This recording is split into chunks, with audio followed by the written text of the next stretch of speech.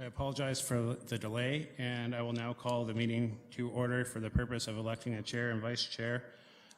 So to just talk you through this process, I will ask for a nomination for the position of chair. That person who puts forward a name will be the mover. I will then ask for a seconder, and then I will ask the person whose name was put forward if they wish to have their name stand for the election. I will then ask if there are any other nominations for the position. If there are none, the nomination process will be closed and we will vote on the applicant. If there are several applicants, each member is afforded one vote per applicant, and we'll work our way through the results, and then we'll repeat the process for the vice chair. So I will ask for a nomination for the position of chair, please. Mr. Taylor. I nominate Councillor Stroud. Would someone like to second that? Mr. Goheen. Councillor Stroud, will you let your name stand? I will. And are there any other nominations for the position of chair at this time? Seeing none, I will close nominations, and I will ask that people vote by either raising their hand if they're in favor or opposed. So all in favor? Opposed? None? And that carries. And I will now ask for a motion for vice chair. You can come forward.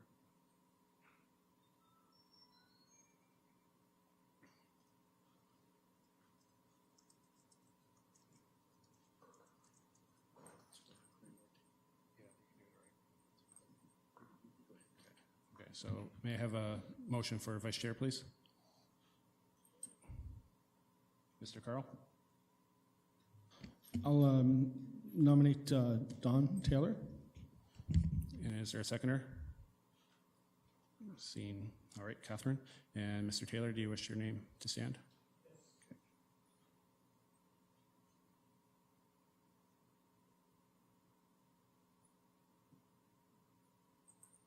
And are there any other nominations for the position of vice chair?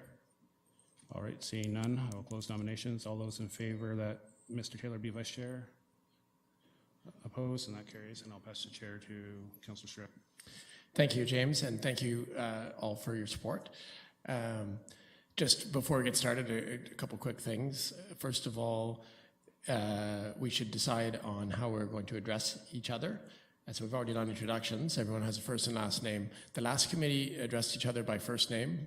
At council, of course, we all use the honorific Councillor Stroud, Mayor Patterson, that kind of thing. I even say your worship to Mayor Patterson, because that's a traditional thing for the mayor. There is no such thing in this setting in the committee. So no one will be addressing me, your worship, or your grace, or anything like that. But you can say Mr. Chair if you don't want to say the name.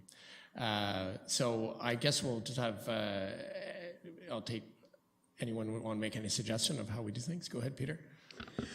I think the former procedure or practice was very good, but since there are a number of new members on the committee, and those of us who aren't on council are always given both of our names, but Councillor Stroud and Councillor Schell never have first names, and this may be partly in terms of the agenda, and it might be helpful for new committee members and even perhaps some of old committee members for the councillors to be given their names.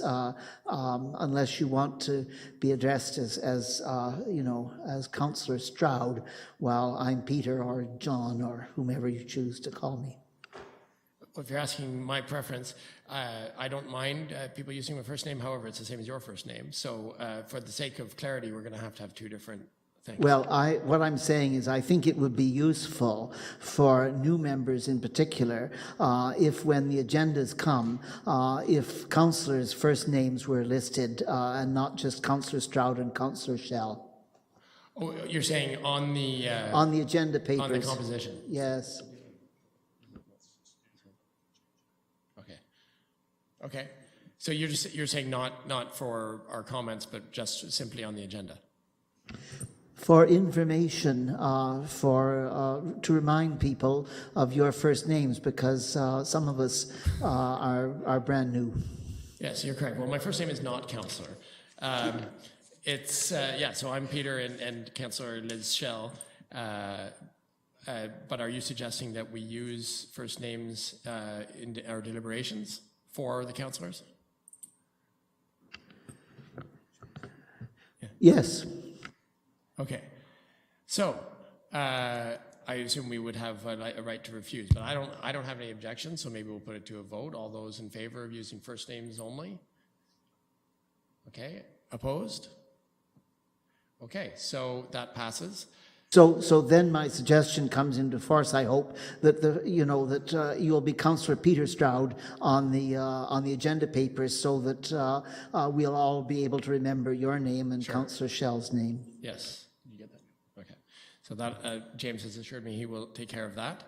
And so yes, in deliberations, then we can all call each other by first names, whether we're a councillor or not. And we'll let Liz know when she gets here, and if she objects, she can insist on being remaining Councillor Shell. Yes.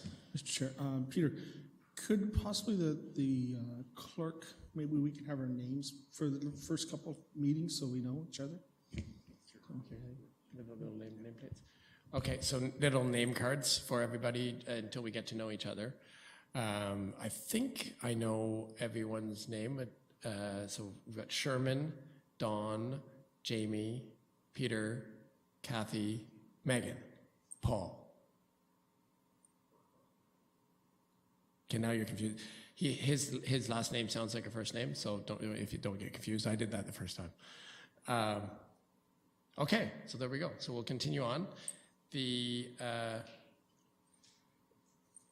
only other sort of introductory thing I want to say was what James already mentioned before, that everybody acts as an individual. Please do not be afraid of speaking up as an individual on this committee. This is a safe area. There is no comment I will tell you if you're out of order, otherwise assume that your comments are welcome. Okay, so we'll keep moving along on the agenda. The approval of the agenda, item number 3. So I need a mover and a seconder. So moved by Paul, seconded by Peter. So that's the agenda that you see in your package. It's moved and seconded. And before we approve it, does anyone want to add anything to the agenda or modify anything on the agenda? Yes, Paul. I know I'm the troublemaker today. Under other business, I'd like to add a community gathering I'd like to speak about. We don't need to. Yeah. Right. So we vote on the whole amended agenda once. We don't vote on each addition. So anything else? Anyone want to add anything else? This can be an item under other business, or it could be a request to move an agenda item to a different spot on the agenda. Okay, seeing none, we will vote on the amended agenda with that one additional other business item. All those in favor? Opposed? And that carries. So now we're on confirmation of minutes. Do we have any? There are no minutes to confirm. Number 5, disclosure of pecuniary interest. So that would be, as Mr. McLeod was saying, anything on the business that we're voting on or discussing, anything under deliberation. If you have a conflict, you need to declare it now. Usually you need to know this in advance. Sometimes you forget and then you write it out quickly as you get here. Yes, Don. I think a lot of us are customers of the Bank of Montreal, but I assume we have no conflict of interest on this accessibility entrance. That's a good point, and maybe we should ask Mr. McLeod, what if you were a shareholder of the Bank of Montreal? If you're a shareholder of Montreal, you would have the right to go and vote at a meeting of the shareholders of the Bank of Montreal. If you held such a number of shares that you move from holding them in common with so many other Canadians and others that you might have a powerful control of the corporation, it might actually be an issue. But there is a rule in conflicts, and it's kind of hidden in the Municipal Conflict of Interest Act in a list of things that aren't pecuniary interests. And one of them is holding interests in common with a large number of other people in the population. So being a customer would certainly not be one of those. Thank you. And I assume being a citizen of Kingston does not put you in conflict for talking about the policies of the city of Kingston, if you're a resident. Okay, so no disclosures of pecuniary interest. I might, at the first couple of times, just remind people if it's something that could easily have a pecuniary interest, you might get a friendly reminder.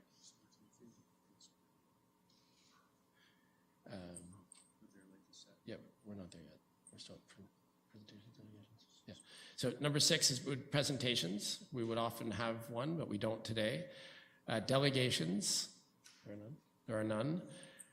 Briefings, again, we would often have a briefing, but we don't today. We had that whole orientation session.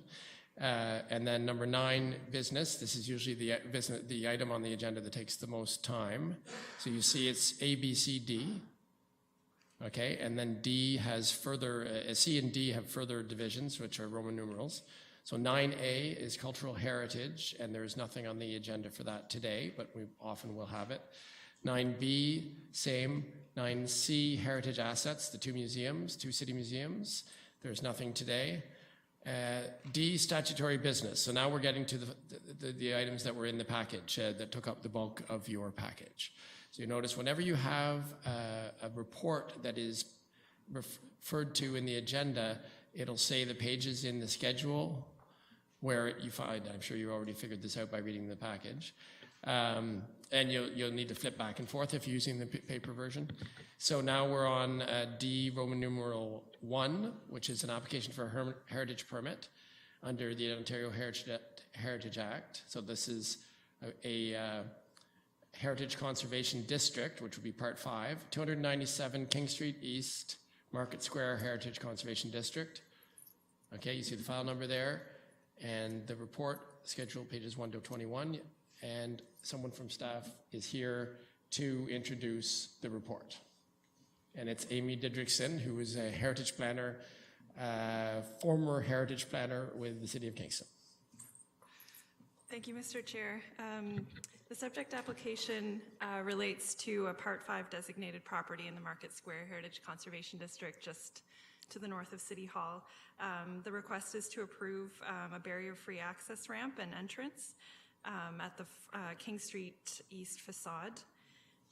The building has, on the subject property, has design and physical value as well as historical associations and contextual value as described in the Statement of Significance in the district plan.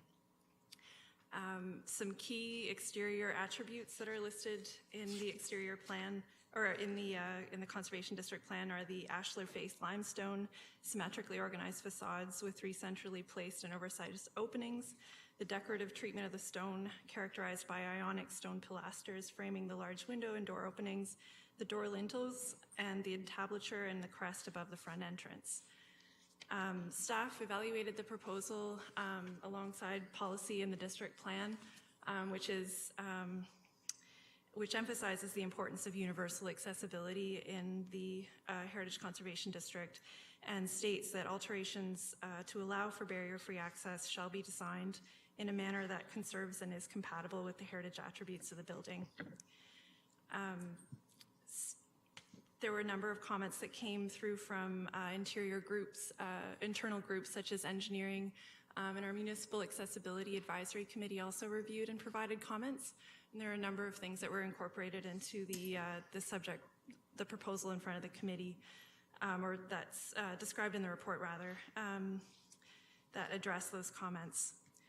So ultimately, the recommendation that will be going forward to council tomorrow, if the motion to accelerate, I guess, the report is approved, is described on page 2 of the report. There's several design considerations, the diameter of the railing to keep it inconspicuous, as well as the barrier-free push button on the handrail, which was moved subsequent to the MAC comments. A maximum height to the step, the ramp and landing that will blend with the surrounding materials, specifications regarding the tonal contrast strip. The asymmetrical entrance doors will have similar materials to the existing anodized metal or aluminum on the entrance. The 7 conditions relate to blending the material, blending with the material at the level of the ramp, and that planning staff be provided the opportunity to review the material treatment and coloring prior to selection, and other standard conditions relating to the obtaining a building permit, and also obtaining a council encroachment for the ramp, which is within the right-of-way. I believe the applicant's architect is here and could respond to questions. But ultimately, the recommendation is for approval subject to the conditions to council. Okay. Thank you, Amy. So now, just to give you a little explanation about what type of business item this is.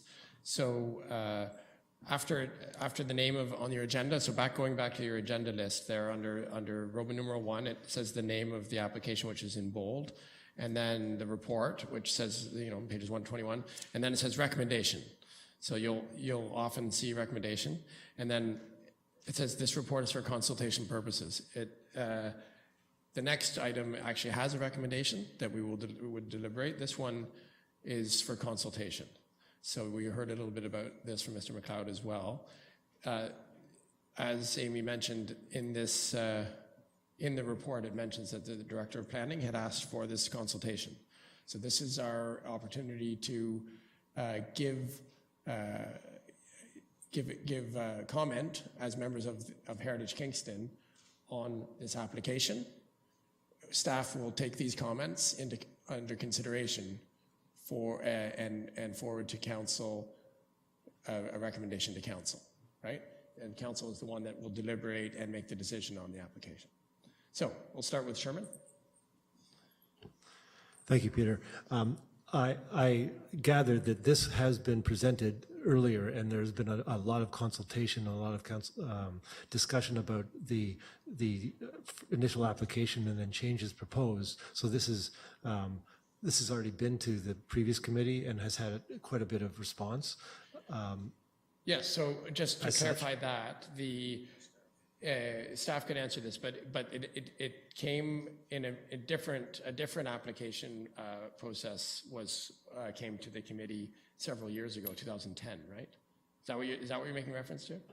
Yes, just the document does say that the application has been revised or changed, so it's been changed from that original 2010. Well, it actually might be both. So maybe staff could clarify that.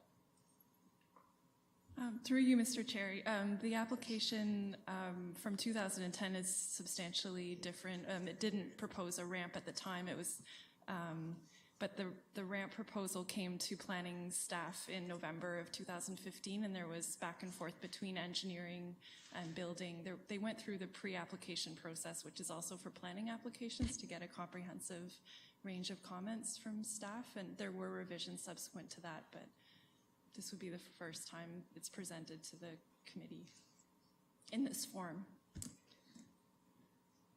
Thank you. Thank you, Chairman. I saw Peter then, and then Don. This is really a question of process, I guess, and it's not unrelated to the question that's just been asked. On page 2 of the more detailed statement, it says the following report is provided for information. On the yellow page, page 2 of the agenda, it says this report is for consultation purposes. I have understood in the past that those two words are not synonymous. Are they intended to be synonymous now? And I guess the implication of my question is, to add another question to it, has this, what Amy's referred to, came to this committee, I think, in 2010, which was long before I was on it. Did the original proposal ever get any vetting from the Heritage Committee?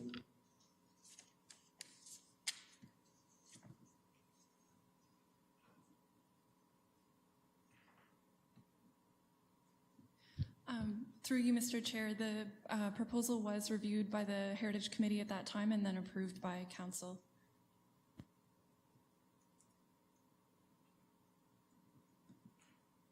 Sorry, Peter, go ahead. I know that the expectation is, according to the regulations, that work that's been approved would be completed within 3 years. If not, there is a sense of, well, there is the possibility of an extension. So does the committee regard this essentially then as a kind of an extension of a work that, of an extension revised, but an extension of work that has previously been approved? Thank you. Through you, Mr. Chair. So this would constitute a new application. There is substantial enough change and there's been enough time that lapsed between the original application that was submitted, I guess that was 6 years ago, that this would be treated as to staff a new application, and based on the section of the Planning Act, the Heritage Act that it's under, there isn't a formal requirement for the committee to be consulted in a way that they're considering the recommendation. It's more of a, are there concerns? If there are some concerns, staff can take that into consideration, but it's not the committee actually making a decision with respect to a formal motion that's before them today. Thank you. That offers some clarification. Yes, Don. I noticed the applicant originally proposed two options. One, the one that we see, and the other is simply regrading the pavement. Why was the grading the sidewalk option not considered? Through you, Mr. Chair, engineering and building provided comments on the second option, that it was thought to be a more invasive proposal. The grading would need to actually change the level of the sidewalk.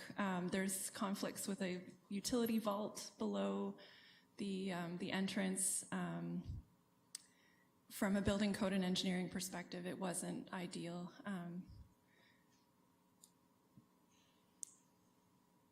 Yes, Don. I guess nothing's ideal. We're looking for compromises here, but I guess, well, let me stop there and maybe discuss it later. But I think, our jurisdiction is appearance, and the other, the regrading option may be preferable in terms of appearance. So that's a factor for us sitting here.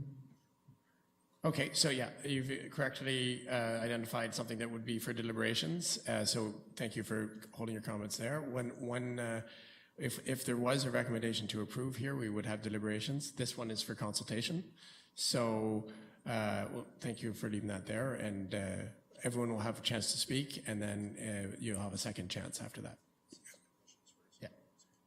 Yeah. So we're still in the question phase, right? Questions to staff or the applicant, and then we'll have a broader discussion afterwards. Go ahead, Kathy.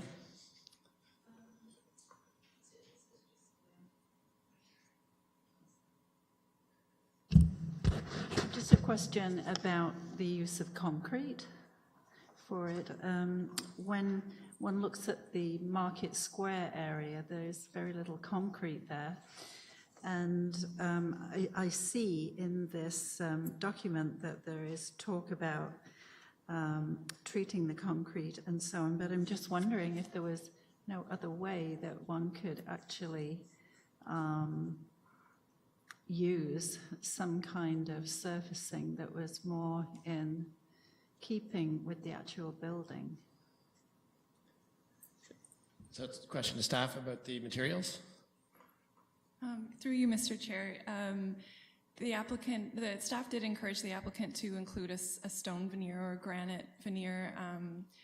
The applicant can maybe speak further, or the applicant's architect can maybe speak further to why. I understand there's a tripping hazard that occurs sometimes with those sorts of veneers, which is exactly what this application was intended to address. It's occurring at the building currently, but I understand the concrete can be finished to appear like like other materials, so it should aesthetically blend, which was the goal of, why it was ultimately thought to be reasonable with this sort of low-profile structure. But perhaps the applicant can speak further to the choice of materials. The concrete was their preference. Does the agent for the applicant wish to address this question? Just come forward to a microphone and just state your, I guess, your role with the application. Thank you. I'm the architect for the project and working on behalf of the Bank of Montreal. Amy, gave a good summary of the thinking behind the material. The options that were looked at were to put a stone veneer. Usually it's a thin, material. We're only going up 6 inches or 7 inches, at the one end. So for the stone veneer to be cut, adhere to a substrate like concrete, with all the snow cleaning, ice, it probably won't take long before it starts coming off in pieces, particularly along the edges. The other option that was looked at was to use granite as a surface similar to the steps that are there now. Granite would come in small pieces. Over time, would start to heave at different, I guess, dimensions, just like the one that's there now.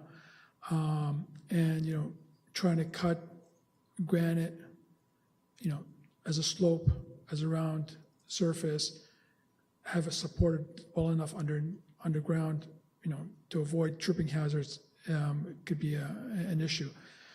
So that evolved to using a concrete, which can be dyed and textured to look at like another material. It could look like granite, it could look like the pavers.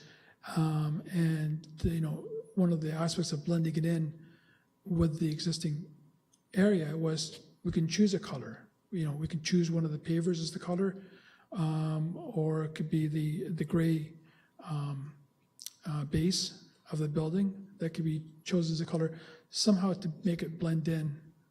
It's almost as if it was part of the area, that's there now. So that was the thinking behind, the dyed and textured concrete. Okay, thank you very much. Kathy, did you have any further question? Sorry, should I be calling you Catherine? Catherine, sorry. I thought you said Kathy at the beginning, but anyways, that's fine.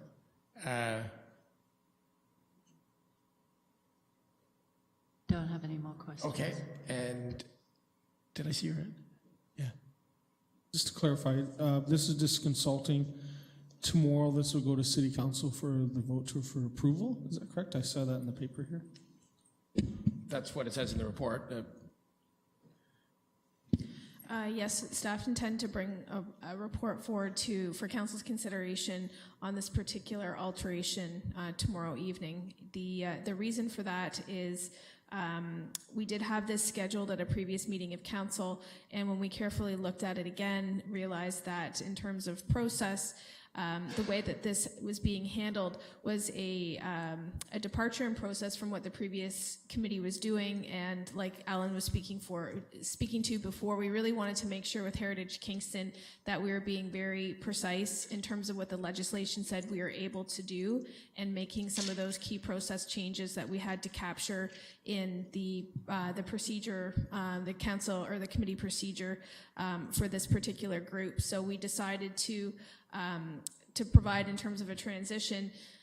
Under the procedural bylaw, there is an option under section 15 and 16 where the director has discretion to bring a matter before the committee for pre-consultation where there isn't legislatively the ability of the committee to be consulted on that particular matter. So that was the compromise we decided to make. And in terms of the timing piece with the particular applicant, there is a time-sensitive nature associated with it. So our compromise there was to pull that report, do the pre-consultation today, and ask that we bring it forward as a time-sensitive matter to council tomorrow night for consideration.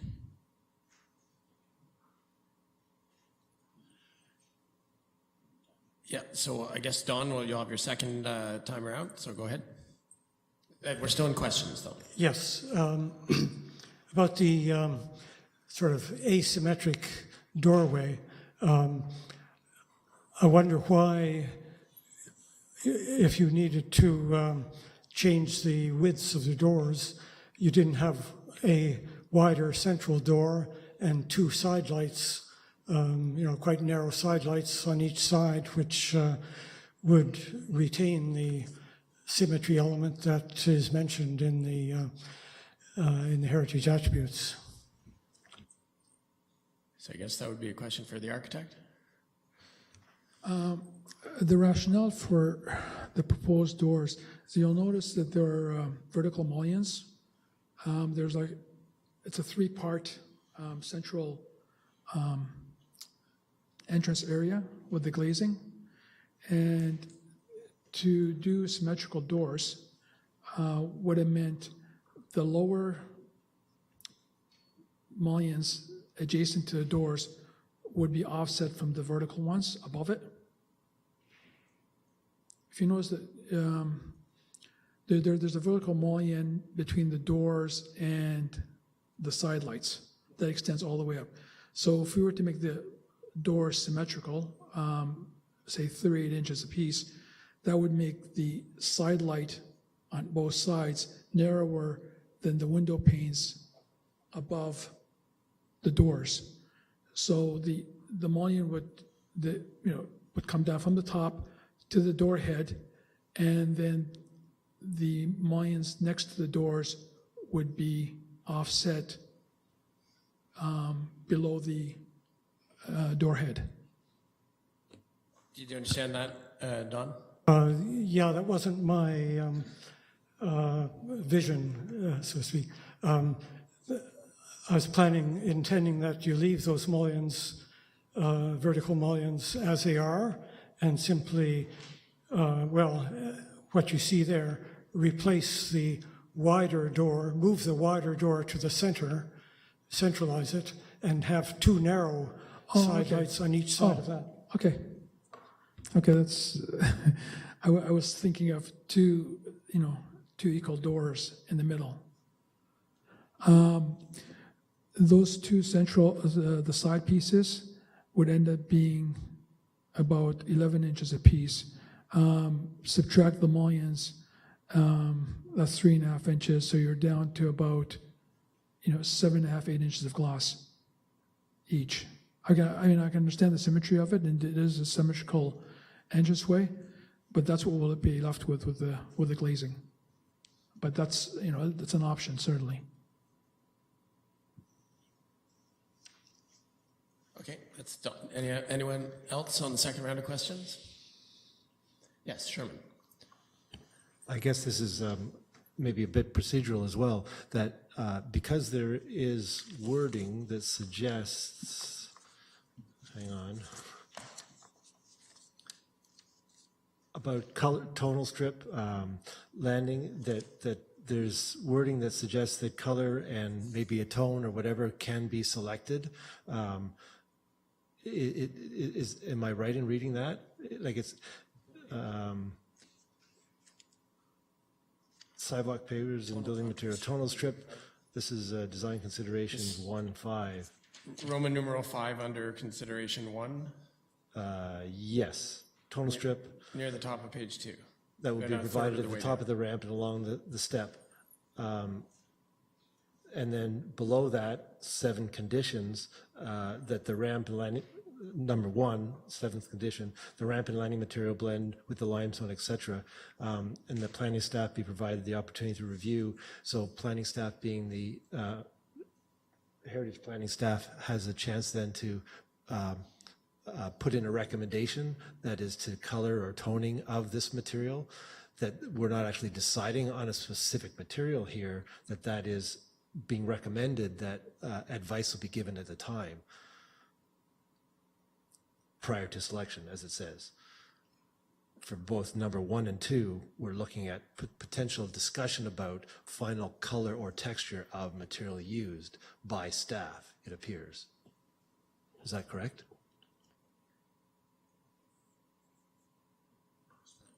Yeah, staff, is that correct, his interpretation? Through you, Mr. Chair, the selection of the color hasn't been set in stone yet, I guess, so to speak. So the idea was that the recommendation indicates a preference towards a tonal coloring, like to contrast with the material as opposed to a bright color, just with the idea of keeping it subtle and not distracting from the building to the extent that it would.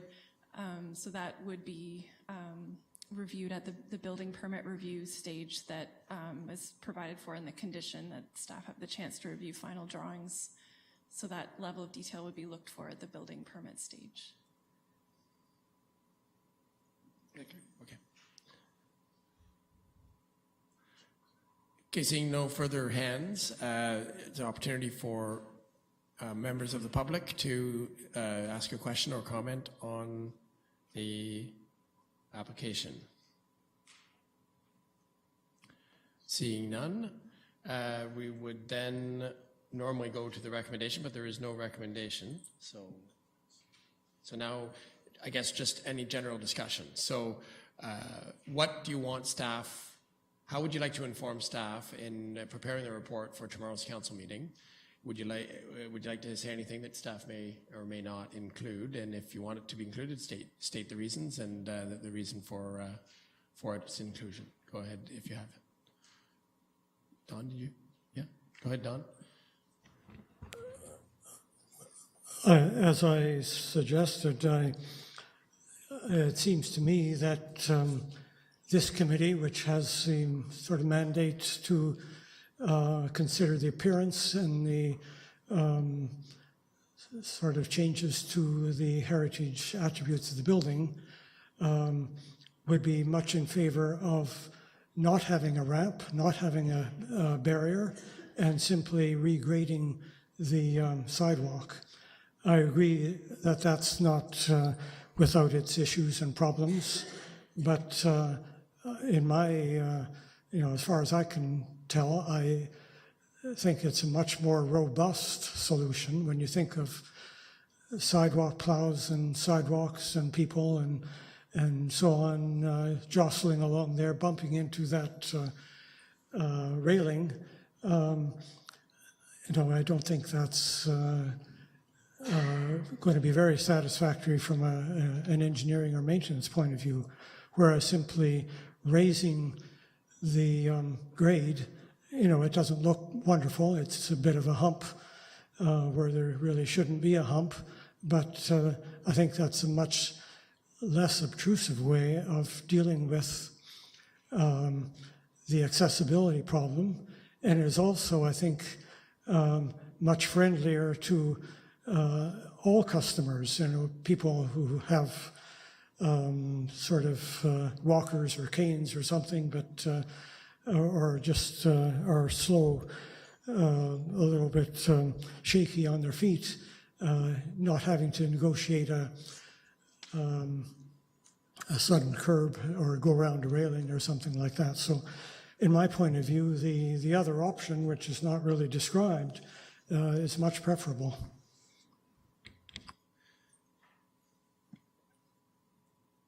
Okay, so that's a topic for discussion, maybe to help get the committee's mind around that suggestion. No one here is here from engineering, but presumably this discussion happened at engineering, so if anyone's here that knows a little bit more about the detail. Yes. Thank you, Mr. Chair. So yes, as part of the technical circulation through the pre-consultation and then as part of the review of the formal application, Utilities Kingston and engineering, the engineering department as well as other technical departments become an intimate part of that review process and looking at whether the application can be supported, if it can be supported, what type of conditions need to be there through the discussion and consultation that's taken place with engineering. And the one thing that I do want to clarify as well for this group, this this ramp that's being proposed or any kind of regrading. This is actually City of Kingston property. So that's part of the reason why there's a dual approval, and an actual encroachment permit is required from the city to facilitate this. So certainly the city was very involved at looking at this to try to determine what would be the best way to facilitate accessibility to this building within the city's right-of-way, looking at long-term maintenance, and then also looking at the construction process. So there were a lot of concerns that were identified from both the engineering group and Utilities Kingston, because that area has fairly recently been done. There's street trees there, and more importantly, there's a utility vault that's underneath the pavement. So if you start to dig things up to regrade and to move things around, there was concern about impact on that. So there was not support from the utilities and the engineering group to pursue that option, which is why staff worked through a ramp option that looked at putting conditions on it to ensure that the compatibility of it with the built form and looking at the heritage attributes that are present. Thank you. And just as a follow-up of my own, so the vault, do we know the exact location of the vault? You wouldn't be able to access it if you put grading over top of it, correct?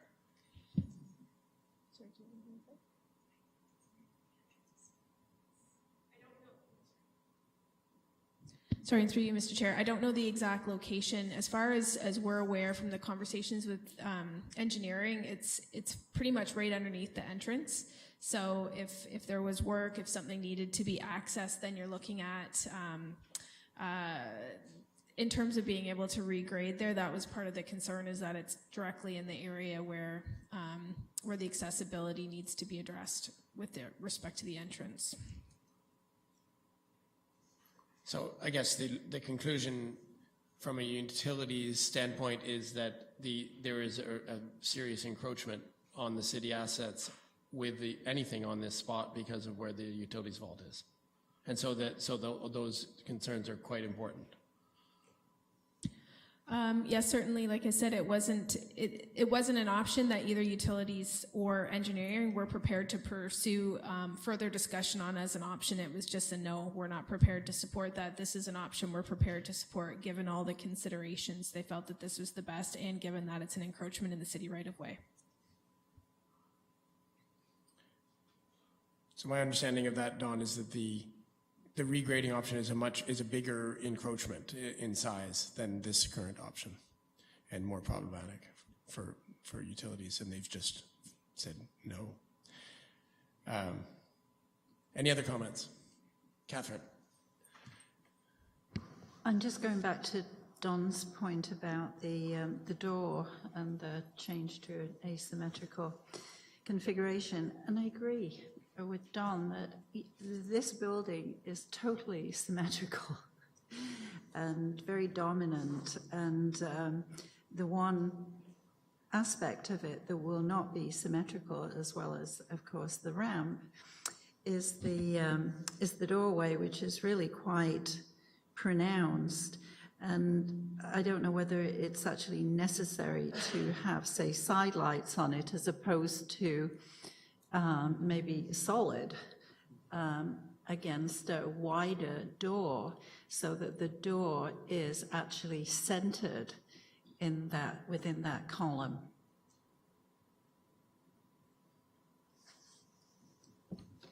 I'll allow the architect to respond. Yes, go ahead. It is a symmetrical building. We just didn't look at that particular option, but it's a good option. So, if Heritage Committee would like symmetrical door, either two narrow sidelights or a solid sidelight, that's fine. Maybe a glass sidelight may be preferable. That way you won't disturb the natural light flowing through by the 11-inch. But 11 inches isn't a whole wide area, so it'll end up being a bit of a side strip of glass. But that's fine as well. We have no issue with it.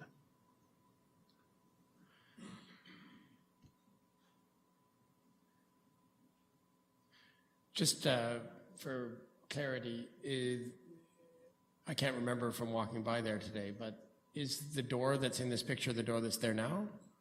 This door? The opening is 5 feet wide.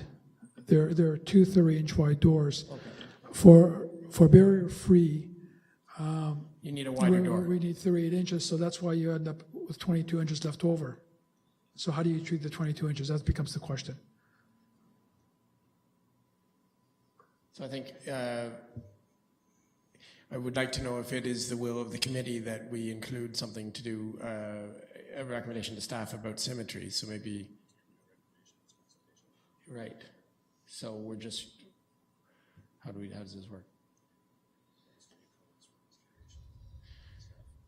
Right. Okay, so we don't need consensus for comments. This is a new process for me and for all of us. This consultation. So all suggestions are welcome, and staff take them down, and in the end include something to council. So symmetry has been mentioned by 2 members. Symmetry of the central door there. Yes. Then I would like to recommend that I agree with the symmetry of doors and create a central door with side light space, treated how it is appropriate, whether glass or solid panel. Glass would be preferable.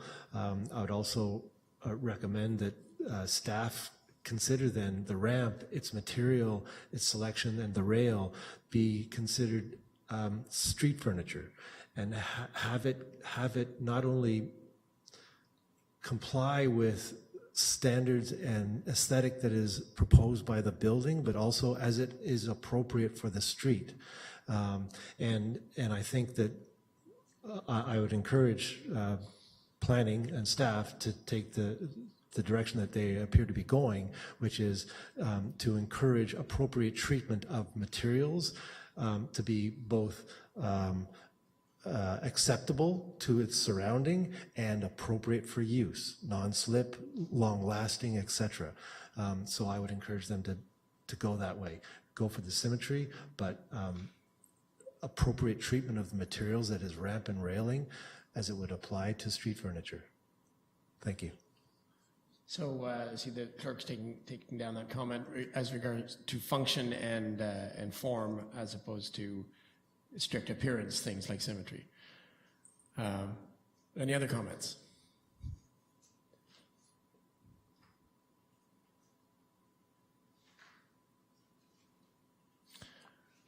I'll just add my own comment. Do I need to pass the chair? So, Mr. Vice Chair, would you take the chair, please? Yes, and I recognize you. So my own personal comment would be to echo the Vice Chair's Don's earlier comments about the ramp. I'm a registered nurse, and I deal with folks with accessibility issues. I would say it's the exception. Patients in the hospital, it would be an exception rather than the rule to have someone with full mobility. So the vast majority of hospital residents or patients, whether they're inpatients or outpatients, have mobility issues. Add to that the fact that Kingston's senior population is growing quite quickly. It's being projected to be a very high percentage of the total population in the coming years.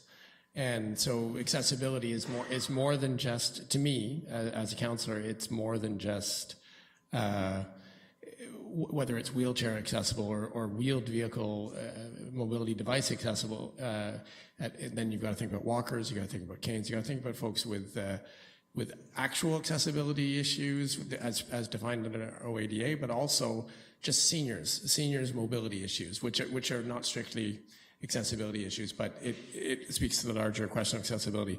And a graded ramp, central graded ramp coming out of the door would be the actual gold standard for a senior population, I think. But we're faced with this obstacle of the utilities vault. So if there's any way at all that the two could be put together in an alternate design, I would encourage the applicant to consider it, as in my opinion, is a higher standard of feature. It makes me wonder, when they built the bank, were they trying to keep seniors out of the bank at the time? Because it seems to me that even back in the 1800s, the seniors would have needed to get into the bank. But anyway, I'll leave my comments there. Thank you. I return the chair. Thank you. Anyone else? Okay, so that's the extent of our input to staff on this item. Thank you very much.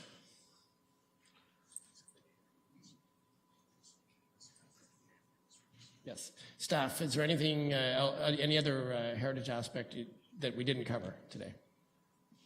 Okay. Okay, great. Did you have something to say? Sort of a soapbox thing, but maybe I shouldn't. About this Part 5 business, if I could make a comment. Well, we're short of time today, Yeah. so if you don't mind, we will have plenty of opportunity to get into those details, and it probably would be more productive when folks had a better understanding of Part 5 designation as well. Okay, we'll go on to the next item on the agenda. So if you go back to your agenda, this would be Roman numeral 2, heritage permit under the Heritage Act. So this is Part 4 now.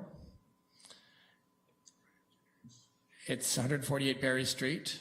This, as was mentioned in orientation, came to us, thank you very much, came to us as a pre-consultation in a previous meeting of the Municipal Heritage Committee, and is now here for a permit application that we will have a chance to discuss. Just before we get into it, this is a common occurrence on an agenda for this committee to see something like this, Part 4 designated property with a heritage permit. So 148 Barry Street, go ahead, Ryan. Thank you, Mr. Chair. It's common, although this one there's a lot to it. So I'll take a few minutes to walk you through all the alterations that are proposed. This is the building that we're talking about, 148 Barry Street. It's on the west side of City Park. It is designated a Part 4 of the Heritage Act, and it is adjacent to the Old Sydenham District, but it is not in the Old Sydenham District. And as the Chair mentioned, this was before committee in February for pre-consultation. The agent has heard the comments that were received at that point and has taken a number of them into consideration. So there's a number of alterations that are proposed on this building. I'll just start going through the list. The applicants are looking to replace all the windows on the front, which is the east and the north side of the building, with metal-clad wood windows with arched tops to match the arch in the window openings, and fiberglass frame windows for the rest of the building. All the windows will be painted to suit the color scheme of the building, which are shades of beige and gray, I think it is, some blue. The applicant is proposing to construct a dormer. I think I got a picture of that side of the building here somewhere, maybe not. Oh, there. Just beyond the chimney in the mansard level, which is also to include a metal-clad wood window. The applicant is proposing to repair the main front door, just this door here, including sanding, cleaning, painting the door, and replacing the interior plexiglass with thermal paint. There are also repairs to the basement door, which I think is here. Inside the shed is to be demolished as well, and that's to be replaced with a steel exterior door. There's also a proposal to repair this door, which is on the main level on the north side. Originally, when it came before committee, it was to be changed to a window, but upon further examination and with comments from this committee, it was determined that this is a period appropriate door, possibly original to the building. So the applicants have decided to repair it and use it as a functional door, and included in that is a small landing and a couple of stairs to be able to get out of this side of the building, which are currently not there at the moment. There's extensive repairs to the front porch. Actually, the porch is to be removed and rebuilt. The stone and brick columns that you see on the front are to be carefully disassembled as necessary and repointed and rebuilt in the same profile. The deck currently extends, I don't know if I can show it on here, no. You can see the lattice work part of it actually is extended out a few feet from the left side pillar, and that's actually to be removed and is to go straight back in line with the coining on the corner of the around the door, the frontage piece. It's to be wood framed with composite decking. The railings originally, again, when it was before the committee, were to be reused, these steel railings. The applicant has decided now to do wood railings with pickets and wood handrail.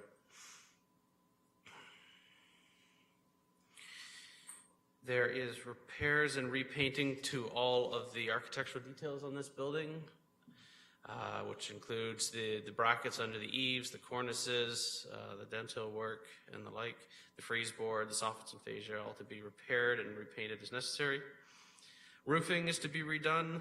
The flat roof portion is to get a new membrane. The mansard portions are to get asphalt shingles in a dark gray or black color, and then new metal flashing and valleys where necessary. Then masonry is to be evaluated and repaired where necessary, including these 4 chimneys, which are exceptional design. They're to be repaired and rebuilt as necessary in the, with the same profile and detail that are there now. New metal caps are proposed over top to replace the weathered existing ones. I think I covered all of the repairs. So in terms of our process, as I mentioned, this was designated in 1990 under Part 4 of the Heritage Act. The statement of cultural heritage value is in the report. I won't read it all to you. The application was circulated, as we do with our internal technical agencies, and the summary of their comments is included in your agenda, page 27 and 28. I would note one of interest is our engineering department commented that it appears that most of the front of the face of this building and the entire porch is within the city road allowance. So they will need proper encroachment approvals for that. And then engineering notes that they cannot support any extension to that existing footprint. So the porch will actually have to be built in the exact same size it is now as far as coming towards road. So in terms of heritage staff's review of this file, the window repairs, we do have a heritage window policy, a city policy, and we are going to require as a condition that it be adhered to. The applicant noted that they evaluated all the windows in this building, and all of them are in various stages of decomposition or in bad shape. Although when we toured the site a few weeks ago, it was determined that some of them should be looked at carefully, particularly the ones that you see on the public facades of these buildings, the east and north walls. So we have added as a condition that they be evaluated on a case-by-case basis and repaired where possible. Repairing of these windows is far desirable than total replacement, if that's possible. We also noted that these windows include what is called a 3/4 round wood brick mold. I don't know if I have a picture in here, but they're it's a detail that goes around the windows and where the window abuts the brick. I don't have a close-up picture. But we're encouraging that be repaired and retained as it is a feature of the building. In terms of the dormer, good heritage policy would suggest that dormers should not duplicate or be exact replicas of the existing dormers, thereby confusing the reading of the building from what is new and what is original. So we have suggested that they should reflect the basic size and shape, i.e. small with flat roofs and similar shaped windows, but that exact details of these dormers, the replication not be necessary.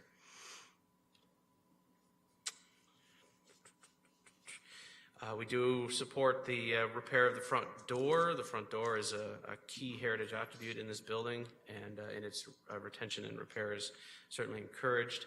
Again, we support the removal of the shed on the north side and the replacement of that door, as it has no heritage value, and we certainly encourage the repair of the door on the main level on the north wall.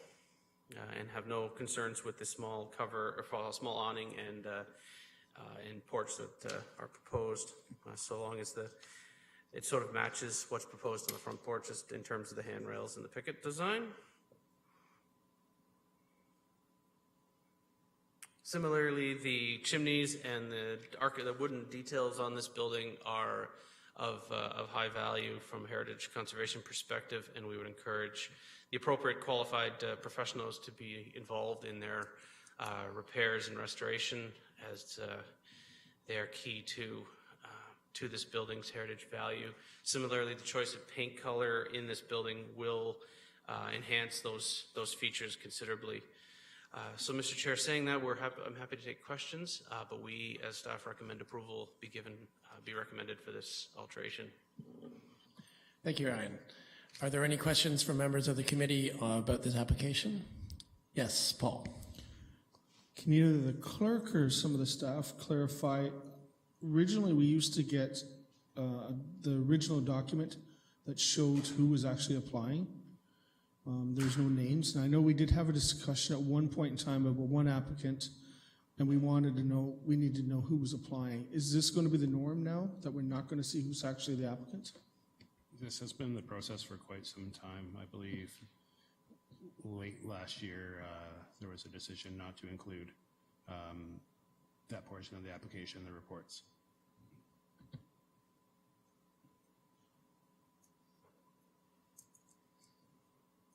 Any questions from committee members about the application? And the questions can be directed at staff, or I see that an agent for the applicant is here. Welcome. Yes, Peter. On page 23, the replacement repair of all existing windows, item I under 1, all windows on the front east and side north to be replaced with metal-clad wood windows with arched tops. Is your understanding of arched tops only the windows in the mansard, or the windows on the two principal floors of the main facade are also slightly arched on the top? I'm wondering to what windows those arched tops refers. Mr. Chair, it was our intent that it would be all the windows. It's to avoid the use of flat top windows, that there are various types of arches throughout this building, but thought arch was a broad enough term to cover all the windows on those primary facades. So just to clarify, that would include the bottom story then? I believe the basement ones are flat. Okay, now I'm getting confused. So on the east side, the window on the main floor, the bay window at the front, and the 3 windows above it, all of which have slightly arched frames. The new glazing in those windows will have a slightly arched top. Yes, the windows on the 2nd and 3rd floor, the upper sash would have an arched glazing panel in it. Is there any evidence that that is the original presentation when the house was built?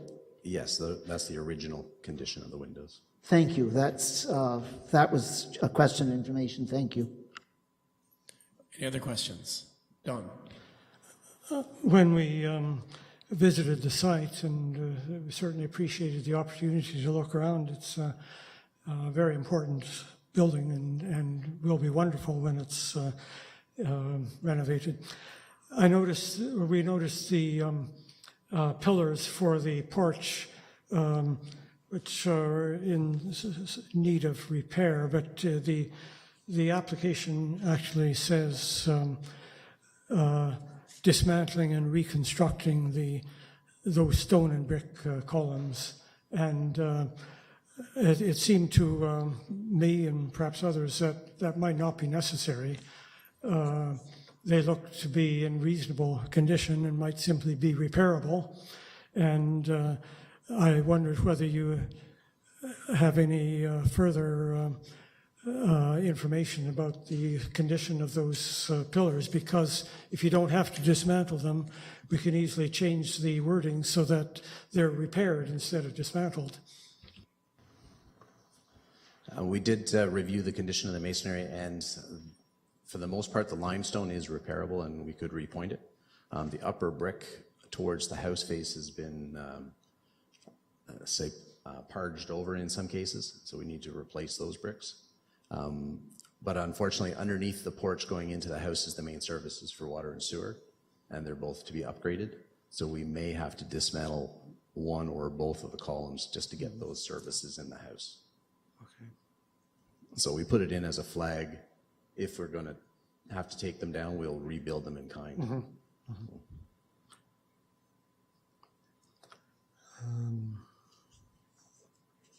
Okay, any other questions? Yes, Sherman. To those same columns, what was missed, I didn't see it, was number 6 for installation of 2 new classic coach lamps on the top of reconstructed columns. New meaning that there are no lamps there now, and the new, these would be additions to the existing posts, I believe. Is that correct? Go ahead. That is correct. There are no lamps on top of the post now. There are conduits in the columns, but there's no lamps there now. There is just a current, let's call it a modern photosense of light above the door, which will be removed, and then sort of period-looking lamps put on the columns. So that's an alteration to, again, go back to the original construction. Yes, with in respect to the original construction. Yeah. Welcome, Councillor Schell. Just take this brief moment to let you know that the committee voted in favor of using first names for all committee members while we're here. So, but you have a right of refusal, of course.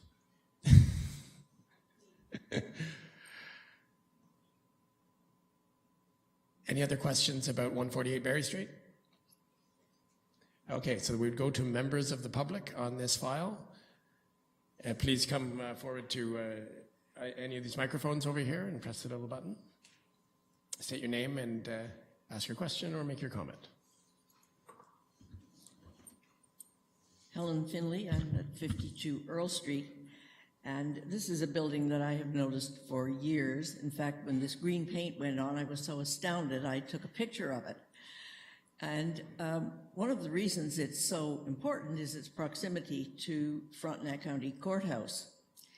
And it's unusual because of its height in relation to the size of the footprint. It's a very tall building. And I was wondering about on page 41, it shows some lights. I'm not sure, they talk about classical coach lamps. Well, coach lamps are really meant for coaches. They're not really meant for houses. And also, these are very tiny lights compared to what I think was there.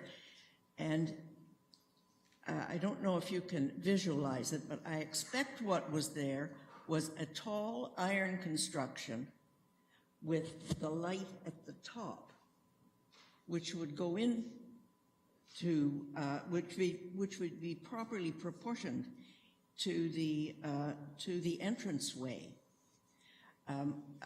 We may be able to look and find some heritage data on that, and it may not be impossible to reconstruct because it would just be a wrought iron frame really with a lamp and a conduit running up the middle. And I think it would add a lot of class to the building. The other thing I would really like to see in advance would be a plan for the painting, a painting plan, and not just a color here and a color there, because this building with a really good painting, coordinated painting plan will just stand out so spectacularly. And I have said before that Gerald Finley would be willing to assist with that, and that would be at no cost to the owners. And it needn't take very long, but there are certain sort of principles involved in connecting the architectural features and what needs to be darker and what needs to be lighter, and the fact that the building faces a certain way should be taken into account. And so I really would encourage the agent and the owners to think about this. I'm sorry I don't know your name, sir. I have to call you the agent. I would be, really look forward to a wonderful job on this building that has been so sad for so long. Thank you. Thank you. Any other comments, questions, members of the public? Remember, in orientation, you heard that all members of the public speak in series, and then the responses are given to the lot at once from staff and from the applicant. Go ahead, state your name and go ahead. Sorry, Bob, if you don't mind pressing the little button on the... there we go. Oh, yeah. Sorry. Green usually means on, red off. This is opposite. Yeah. It's just a technical question that I have. I'm glad to see that the profiles, the wood profiles around the windows has been inserted with their staff recommendations. I think they quite rightly quoted that as a requirement of replacing the original windows with new windows. But along with that, to maintain the same sense of profile surrounding the windows, the window frames need to be the same width as the originals. If they're too narrow, and they can make them very narrow nowadays, the addition of that profile, of the 3/4 round profile, won't have enough room. So if what I am saying needs to be in a question, the question would be, has that been taken into account, that the casing around the windows, which is there now, has a certain width? Has that width been duplicated in the requirement, in the dimensions of the new windows, wherever they're going to be inserted? Thank you. Any other questions or comments from members of the public? Hang on. So, okay, so the proper procedure, the staff and applicant can respond to the comments or questions at this point, if they so choose. Yeah. Yeah, so there's two themes, the lights on the front and the windows. Go ahead. So in respect to the lights, the image that was presented, we did have discussions with staff about it, and we are trying to pursue a larger lamp. It was just a representation of the thought process we're having as far as what kind of lamp we're going to put there. But we do agree that let's say the dimensioned lamp that's posted there is too small. So we're looking for something almost twice the size. And then as far as the color scheme, we do have some examples of the thought process as far as the direction we're headed as far as color scheme, but it is kind of a cream colored facade with a gray slate accent. And Ryan's got some images there that he can just share. And if it pleases the committee, I can pass this around, and it's just printed out copy with colors chips. So, yeah. I'm not sure if this is the one you want. Well, yeah, that's north. If he's got a digital version, we'll get it up. Yeah, that's the north face facade.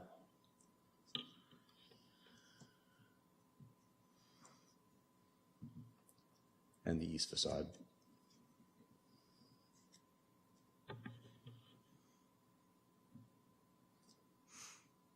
So those are representations of the intent of the owners, is the direction they're headed. So. Great.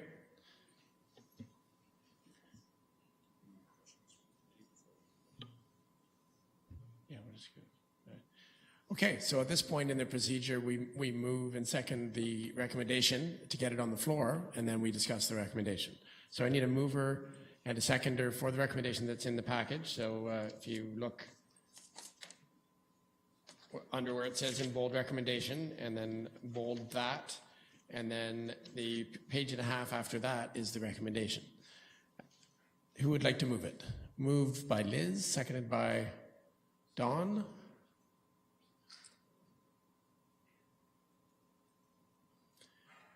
So,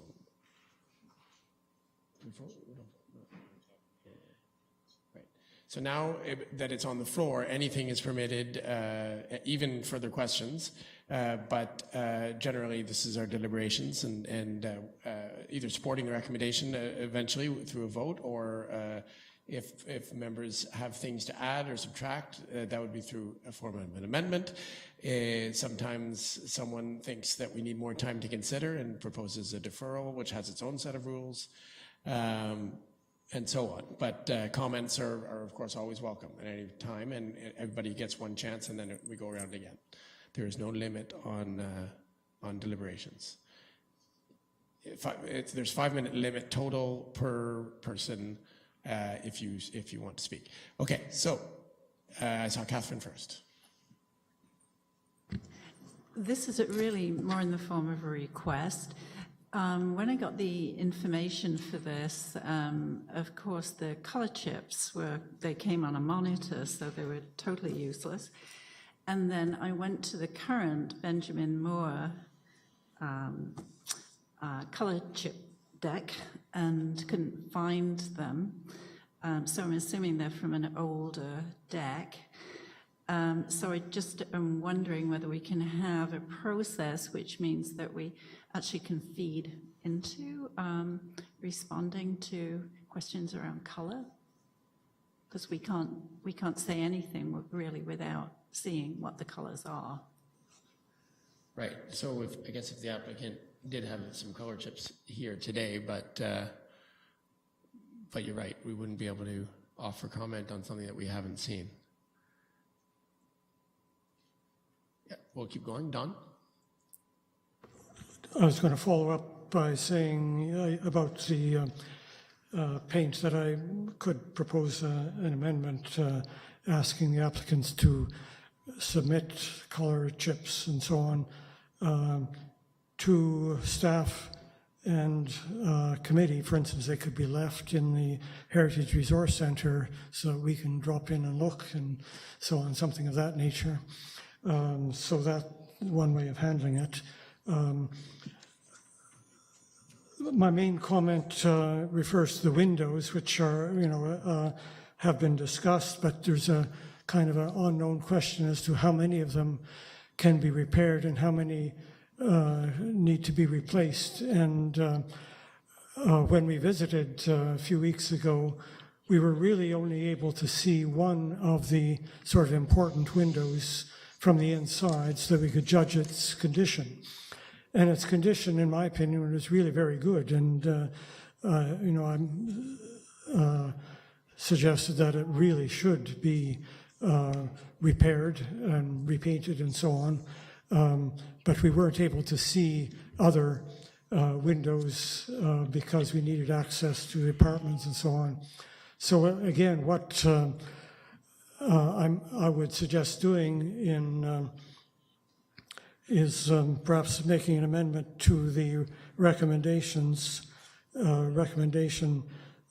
that we look at each, if the applicant wants to replace a particular window, there should be a site visit or review on a case-by-case or window-by-window place. So I can produce that amendment at any time. So there's a couple of suggestions that I'd just like to get some staff input on to see if they're in order. Regarding the paint color schemes, what type of amendment would be in order from the committee?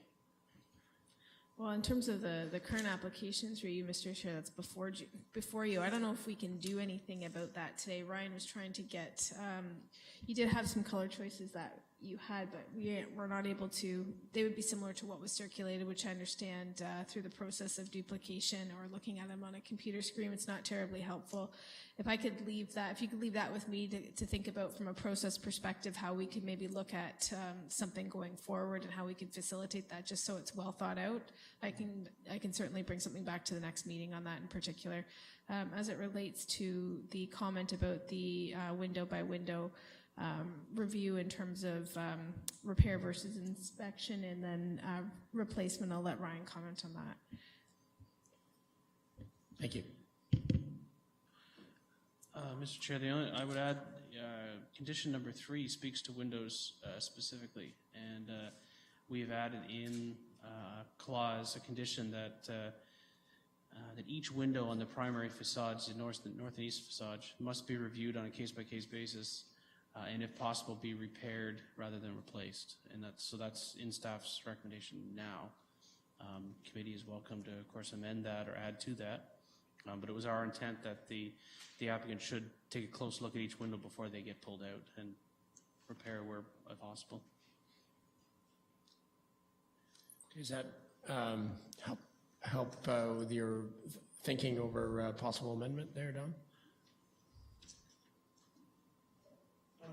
I could, I don't think there's any dispute here. It's just a bit of wording. I think the way it's written, it sounds as if the default position is you can replace them unless they look repairable. But I'd like to turn it around and say they should be repaired unless a review shows that replacement is necessary.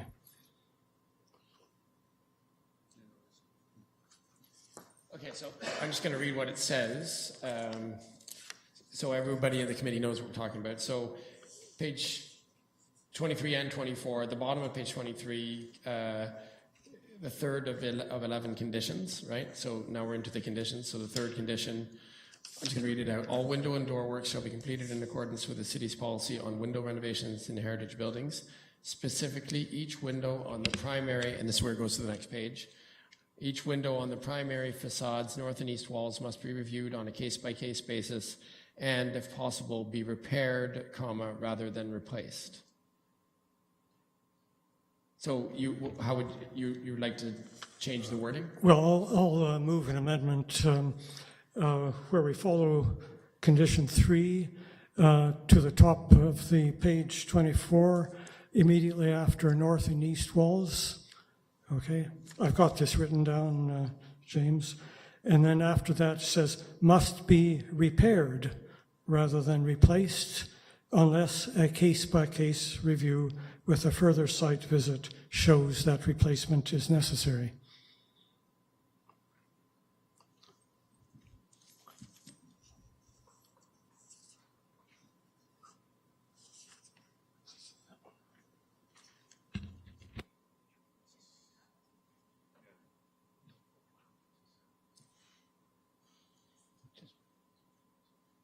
So just so we follow proper procedure here, I need to first rule that the amendment is in order, and then I need a seconder, and then it'll be on the floor for deliberation.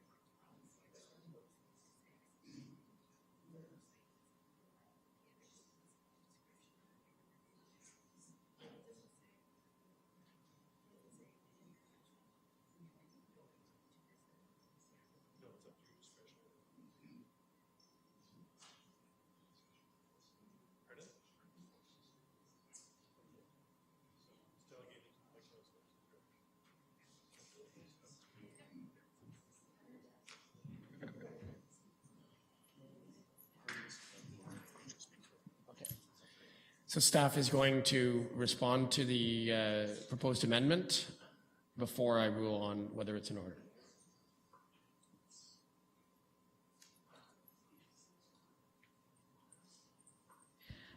So I just had to look at the proposed amendment in principle, and I think it's, I don't have an issue with the wording because, in my opinion at least, it already implicitly or explicitly states the process that staff already follows.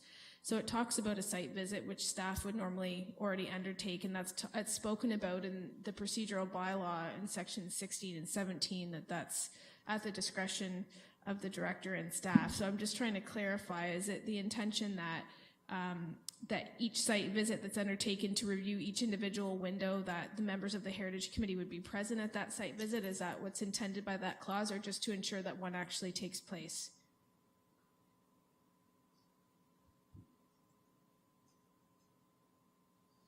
So I guess the mover would have to answer that, the intent of the wording. Well, I think my feeling is that we could be flexible, but the important thing is that an experienced person reviews the window. And as you know, we are going to be hiring a new heritage planner, and that person might go and not be able to come to a conclusion. So the important point is that somebody knowledgeable, somebody with the expertise, looks at the windows. And is that the current practice by staff? That is the current practice, that staff that review files do a site visit as part of it. This is a bit unique in that we're looking at multiple window replacements. So in terms of this case, for this proposal, I mean, Ryan has worked on this for several months, so Ryan would be the senior staff person that would be leading a site visit to evaluate each individual window to determine whether or not there was the opportunity, hopefully, to repair it as opposed to replace it. So I would place my faith in him as the senior planner on the file. So you're saying that as written, the recommendation provides for the same opportunity as is what is being proposed by the amendment? I would say, yeah, the recommendation that's provided there already echoes the process that's identified in the procedural bylaw. So it's, stating the same thing, save and except. I think Dawn's intention was more so that it be explicitly Heritage Committee members attending each of those site visits, and that's what I was trying to clarify, because that's not the way the procedural bylaw is currently written. Just from the standpoint of being able to do things in an expeditious manner, especially if we're looking at multiple site visits on a particular site and being able to go through the process fairly expediently.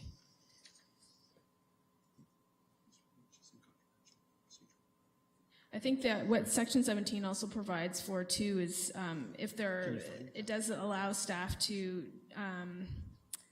consult with other members of the Heritage Committee where they feel like they may require some additional support, or other heritage experts in the community, such as Andre Scheinman, who we have on retainer to assist with complex files. So we have all those options already available to us and already do those things.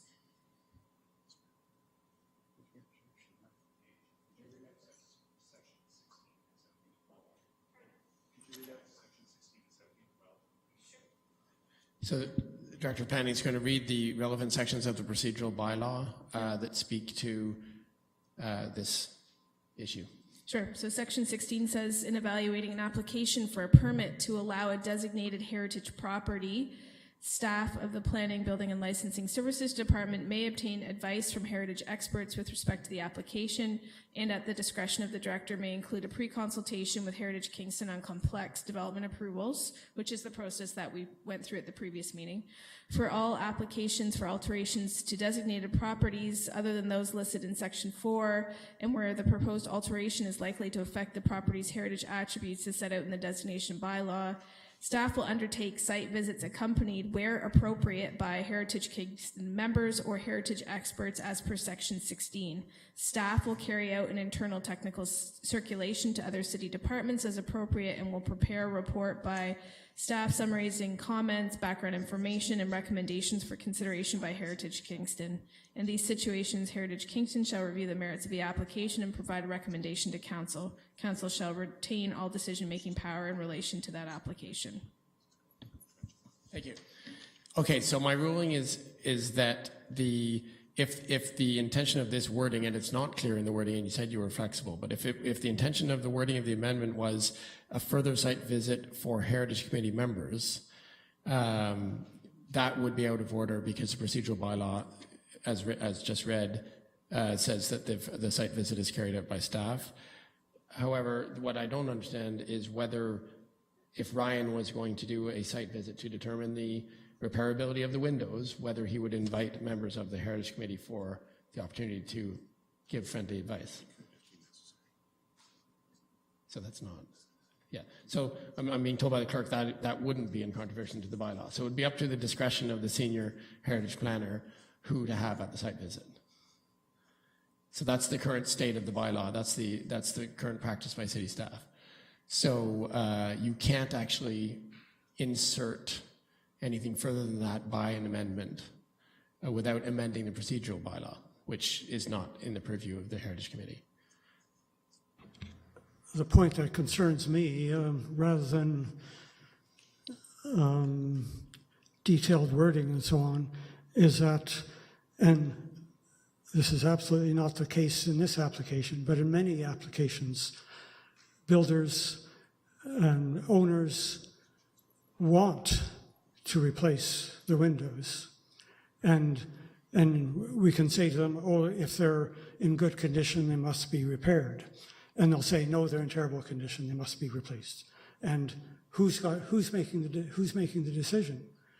If it's made by someone without experience, then goodbye to the windows.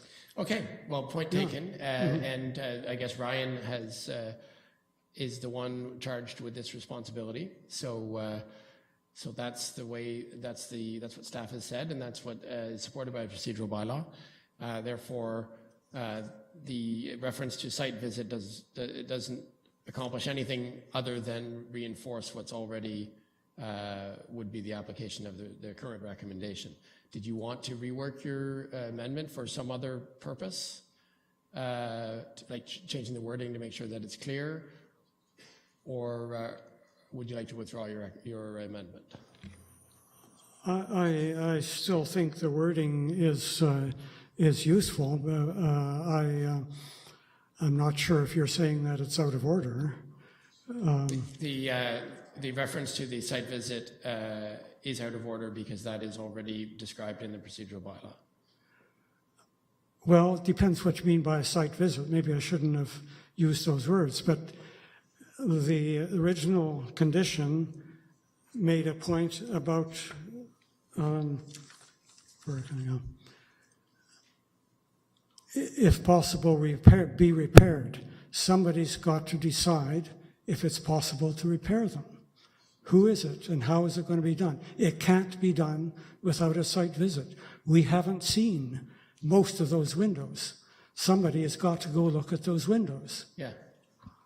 I believe you're speaking to a lot of the things that happen behind the scenes that the Heritage Committee isn't normally involved in.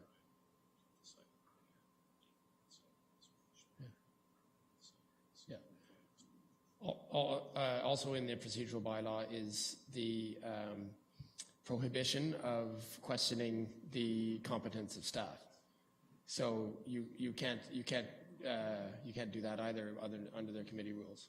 So we're going to have to leave it in staff's hands, but amendments of a general nature or about wording that is in order are allowed. So, but you can't change the process by an amendment. If you have questions over the yeah.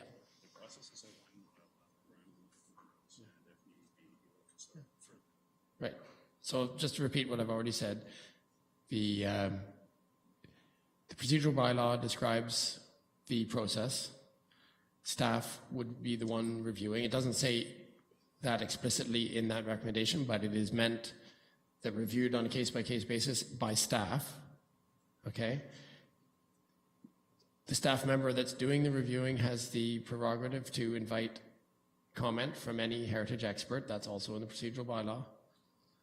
And the decision of whether it can be repaired lies with staff.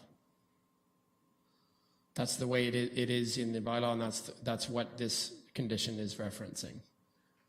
I certainly have confidence in Ryan in particular and staff in general, but maybe, I'm just concerned in a general case about whether the person making the decision is the applicant, and that shouldn't happen. Right. So maybe, a simpler amendment might simply be to say, leave it as it is, but just add on a case-by-case basis by staff and leave it to their discretion as to whether they want to call in experts. Yeah. Okay, so you're suggesting that the fact that it doesn't say by staff means it could be interpreted as to be by the applicant. By whom? You're saying by leaving out these specifying who does the review, the review could be done by the applicant. That's right. Mm-hmm. That's the problem that you have. That's my concern. So if you insert two words by staff as an amendment, yes, would that solve the problem? It would, yes. I also tried to make the point that the only window that we saw was good, and that should be the default condition. Okay. Would you like to move that amendment then?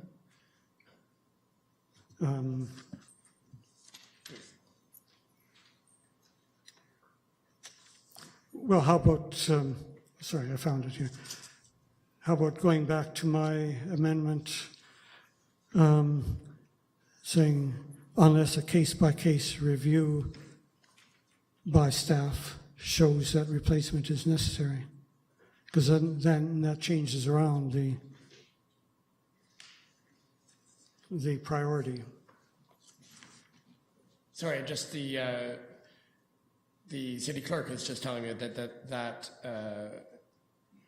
that would be a redundant wording, but redundant or not, it might be simplest to just get it moved and voted on by the committee. Okay, I understand. Yeah, so we need to keep moving. It's now 7 minutes Yeah, to 4. So decide if you want to move the amendment, knowing that it's redundant. No, I'll drop the amendment, and I hope that this discussion has clarified things for everybody about procedures. I think that's good. Okay, now I'm going to go to the applicant's agent here who would like to make a statement. Just for clarity on this application, based on our site visit and the review with city staff and your visit to the site, we took the recommendations of the refurbishment of the windows at heart. So we are pursuing the refurbishment of the windows on the second and third levels of the front facade. They will not be replaced at this point. Fine.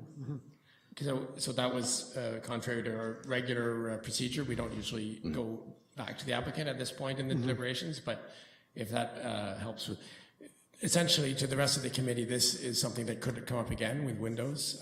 Windows often get lost in the process, and if we approve the application without being very careful about the wording, windows could get lost. And that's what Don is speaking to.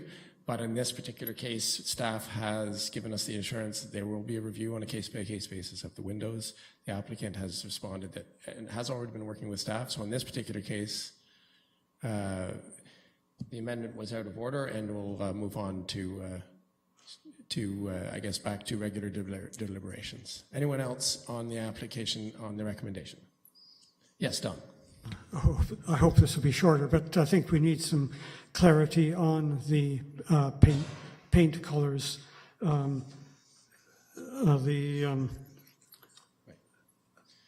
guess there's a reference to paint color in condition. No, where is it? Where's the? Oh yeah, recommendation 1.3, it gives paint color for windows. And there's a lot more to this building than the windows. And so I was going to suggest an amendment of replacing replacement 1.3 at top of page 23 by doors, the porch, the doorway, window, and cornice trim are to be painted in suitable heritage colors, subject to review by heritage staff. And I was going to say and committee members, but maybe that'll get me into trouble again. But the idea of making the color chips available in the Heritage Resource Center might be a way around that. Actually, there's two things you're saying here. The color chips in the Heritage Resource Center, although a great suggestion, would not be consistent with the open government model that we follow, where everything has to happen here in the open session. Okay. So if we had the paint chips in our hands right now, and members of the public could see them as well, then we could comment on them. But putting them in another location for private perusal by heritage members wouldn't be, that whatever information came out of that couldn't come back, couldn't be used in the process because that's not in an open session. But I think we have often said the paint colors should be heritage, suitable heritage colors subject to review. I mean, we don't want to hold up the application on paint colors. So the application can proceed, but they've got to produce paint chips or a scheme to staff before they start painting, and staff can choose to consult other experts if they wish. I mean, I think that's... It's similar to the last suggestion.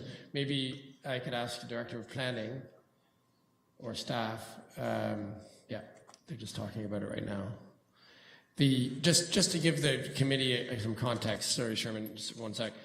At the beginning of the summary, at the very beginning, it talks about the heritage attributes of the building that's in the heritage bylaws. Remember, every designated property under Part 4 has its own bylaw that describes the heritage attributes of the building. This obviously isn't it because it's a bylaw, but this is a description of those attributes in the summary. The senior heritage planner would look at that very closely and also know how to interpret the language in the heritage bylaw. The paint itself, if it's not referenced specifically in the heritage bylaw, then it is a matter of interpretation. Yes. Thank you, Mr. Chair. So, yes, you could argue it both ways. I would say that there's aspects of the building that are going to be painted that are heritage attributes based on it having a Part 4 designation. If we want to look at adding some general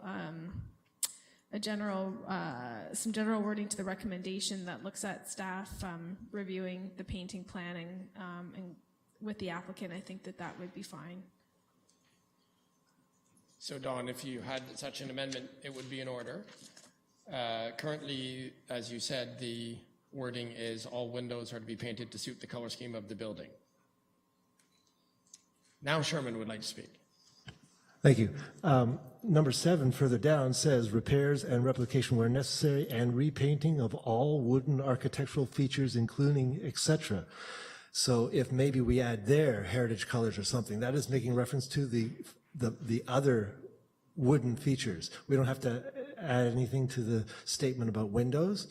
So if it's just for clarity, maybe it's about what paint for all wooden features, which is covered in 7.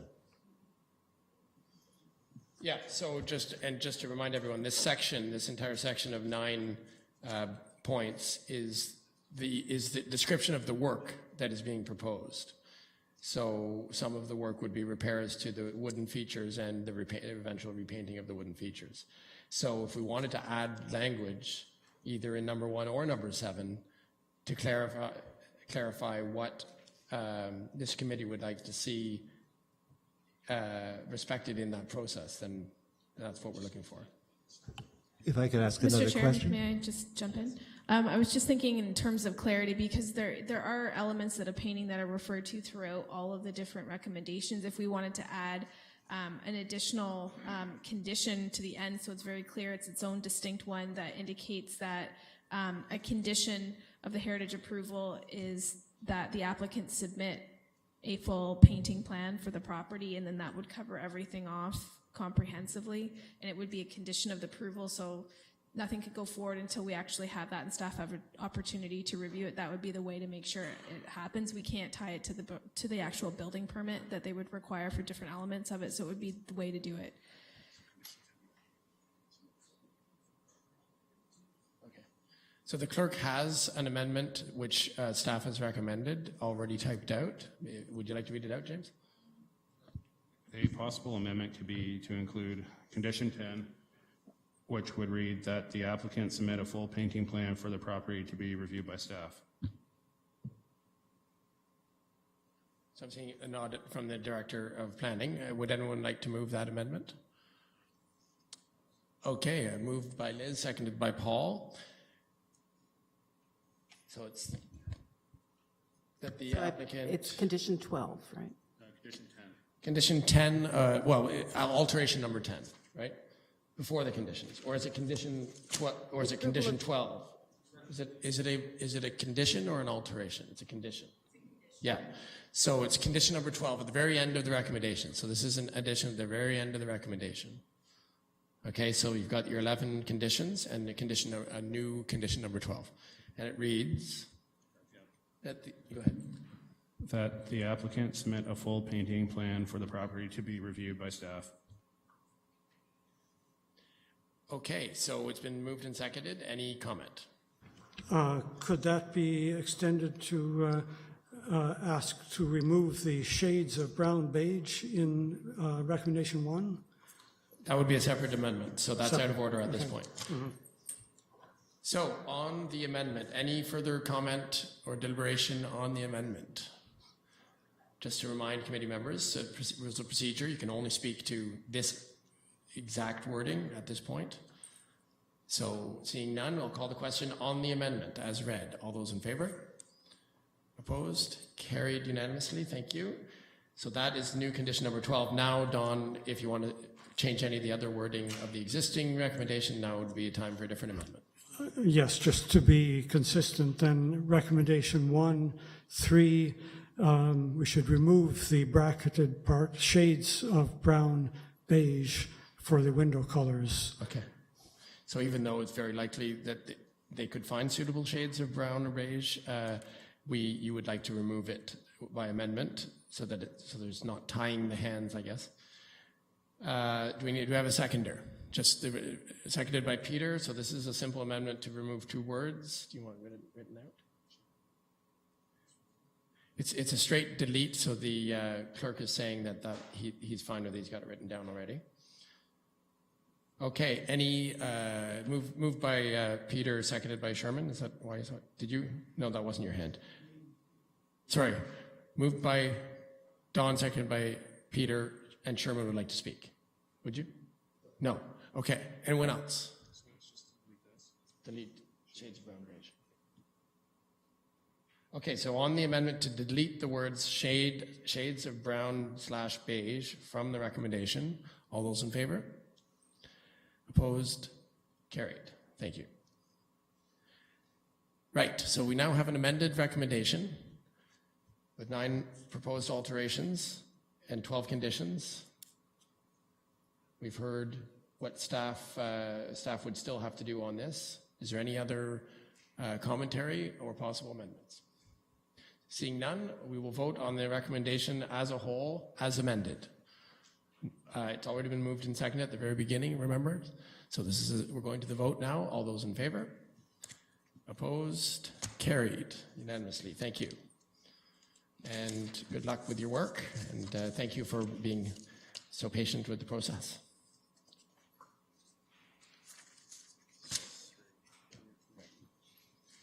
Now, back to the agenda, item Roman numeral business 3, Roman numeral 3, information report Cultural Heritage Property Evaluation and Conservation Project and review of proposed listings. This is an information report as presented right now by Ryan. The time is 4:05. No pressure. All right. So this is first stage in implementing the Cultural Heritage Property Evaluation and Conservation Project. Where do I start here? So this project started, we initiated in 2014. That was an ongoing effort to support the conservation of cultural heritage resources in the city. And the purpose of the project was to review a number of properties for their cultural heritage value and interest, and prepare statements of significance for those that warranted it. And our consultants were Archaeological Research Associates out of Kitchener, Area Heritage. The consultants awarded to do this work, and they reviewed 144 properties throughout the city from various sources. And they have come back with a recommendation to designate 95 of those properties, and to update 7 bylaws and to list 31 properties. And then 11 of them were, of the reviews warranted no further work. So those evaluations, when they prepared the report, they did a background review of each property. They looked at the ownership history of the properties. They did a site visit for each property, and they evaluated the cultural heritage value based on the criteria that I mentioned this morning, Regulation 906. So I believe Appendix B in your report has the checklist that was in each of those reports, which was sort of a quick snapshot of their review. Those reports were presented to the now Heritage Properties Working Group. At the time it was Historic Properties Research Working Group. And they spent hours going through each of these in detail. So they've all been reviewed, they've all been revised, and as our next step in this process, as I mentioned again this morning, Section 27 of the Heritage Act allows municipalities to add properties to their register that aren't designated, but have cultural heritage value, and it's endorsed by council. And they're known locally as listed properties. So what we're proposing to do here is to list all the properties that were recommended for either designation or for listing by the consultants and subsequently the working group. And in addition to those, we've added a couple more. There was a project known as the Williamsville Heritage Designation Project from 2013. And that project reviewed, I think, 28 buildings along Princess Street in Williamsville, and recommended 9 new designations and 1 update to the CNIB building. And just last year, we actually designated the Vaughan Terrace, which was, I think it was 6 properties. It's a row house right at Division Street. So the 8 properties that remain that are still recommended for designation are being rolled into this recommendation. And so there it takes the total to 127 properties recommended for adding to the register as listed properties. This agenda, or this exhibit that's before you here, is a snapshot of all those properties, and basically the address, the name, if we have one, a quick description and a picture. So really, under the Heritage Act, all we need is an address. But this gives a bit of a snapshot for this group and for those, for council when they review this in a few weeks, and also to help summarize everything for all those involved. So under Section 27, council shall consult with their municipal heritage committee, so you folks, and prior to adding these to their listing. And that's what we're here today to do. The full evaluation of each of these is available for those who may be interested, but I didn't include all 127 reports on the exhibit, on the report. In terms of our consultation with the owners, we have sent, or we will be sending shortly, within the next couple of days, a courtesy letter to each of the 127 property owners to let them know that council is considering this listing project. As I mentioned earlier, it's simply an inventory of heritage resources. These happen to be properties that were reviewed, so we have some basis for why we're adding that their addresses to the register. And the only limitation it puts on owners is an extended time frame for the city to issue a demo permit, should they wish to do that. So I'm sure that Mr. Chair will explain to you this is simply a consultation again for information purposes and to get feedback from this group. And the recommendation for endorsement of this list will go to council in a few weeks. So, have any questions, Mr. Chair? I'm happy to answer. Thank you. Before we go to questions, we'll give the floor to the Senior Legal Counsel. Thank you, through the chair. Just to confirm then, the function of the list, and it's a really great tool that unfortunately we don't use maybe as much as we should have in the past, is that it puts a 60-day hold on demolition. So if it gets on the list and council places it there, then functions around asking for demolition permits are all suspended. So basically these properties are not nearly as controlled as a designation or being in a district, but you're giving the council the buffer time to allow them to move in and do it if there was a risk to the building that a demolition was being proposed. Yes, and Director of Planning, go ahead. Thank you. Thank you, Mr. Chair. And just for the committee's consideration, since we have previously talked about this project, but with the former sitting committee, so staff will be working. It's going to take us probably about at least a year, if not more, to bring forward all of the properties that we want to designate. There's a full process that has to go along with that in terms of community consultation, giving notice. So that is something that all of those different designations or proposed designations will come through this committee. This is just a way to give us some additional time to put a layer of protection on the properties that we know we're interested in pursuing, and giving staff and this committee a little bit of breathing room, given that it has an expanded mandate to be able to deal with those thoughtfully and with a bit of time. So I just wanted that to be for the committee's consideration, as well as this is not the only thing you're going to hear on this. It will be going on implementing the phases of this project for the next probably 2 years. Thank you. And as Ryan also mentioned in orientation, remember this is like a working document. Having a list of heritage properties that is being added to and worked on all the time.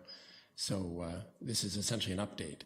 So what's in order at this point is questions, and just be mindful of the time. It's 12 minutes past 4. Yes, Peter, I think I saw first. Go ahead.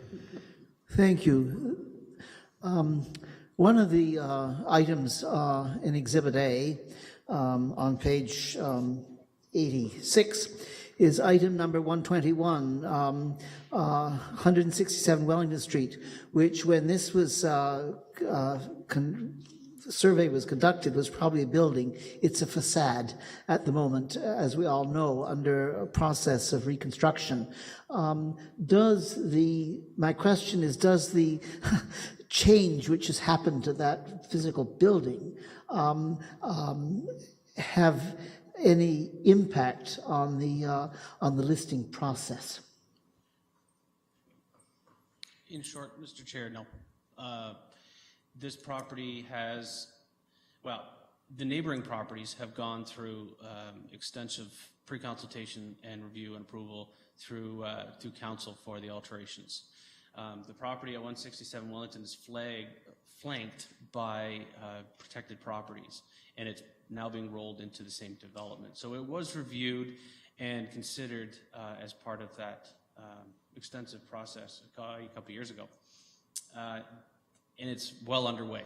As the member mentioned, it is just a wall at this moment with some very pretty steel reinforcements behind it. So we have no intention of getting in the middle of any of that development. It has been well reviewed and considered by council, approved by council. This is a way of putting this on the register on the off chance, hopefully never, that the applicant, the owner comes in and says, sorry, we need to knock this down. Because currently we have zero protection from that because it is not protected, it is not listed or designated at all. So it's a way of adding it. As Director mentioned, is our intention to update all 3 of those properties now that they're one big holding into a new designation bylaw that has a new list of attributes that accommodates, or not accommodates as much as recognizes the development that's approved there under one new bylaw. So this is just a bit of a housekeeping until that happens. So. Yeah. And to me, significant that although it is only one wall, one facade, that it is a very important part, and if it, with no protection, as Ryan said, we might not even have that. So that's the difference, is that if it needs to be demolished, that we have 60 days to respond. Any other questions? This concept of listing and designated under Part 4 is going to come up at what time and again in this committee, just so you know. Yes, Sherman.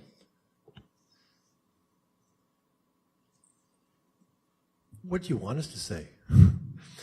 What sort of input is required of us? That this is just sort of, this sounds like administrative listing. Are we supposed to approve this or comment on it? Or? So it's information purposes only, so it's an information report. It will inform your thinking in future deliberations, though. You need to be aware of the list of properties and the update to the list, right? So it was mentioned 500 now will be more than 600 listed properties. There's also 600 designated properties, each with their own bylaw.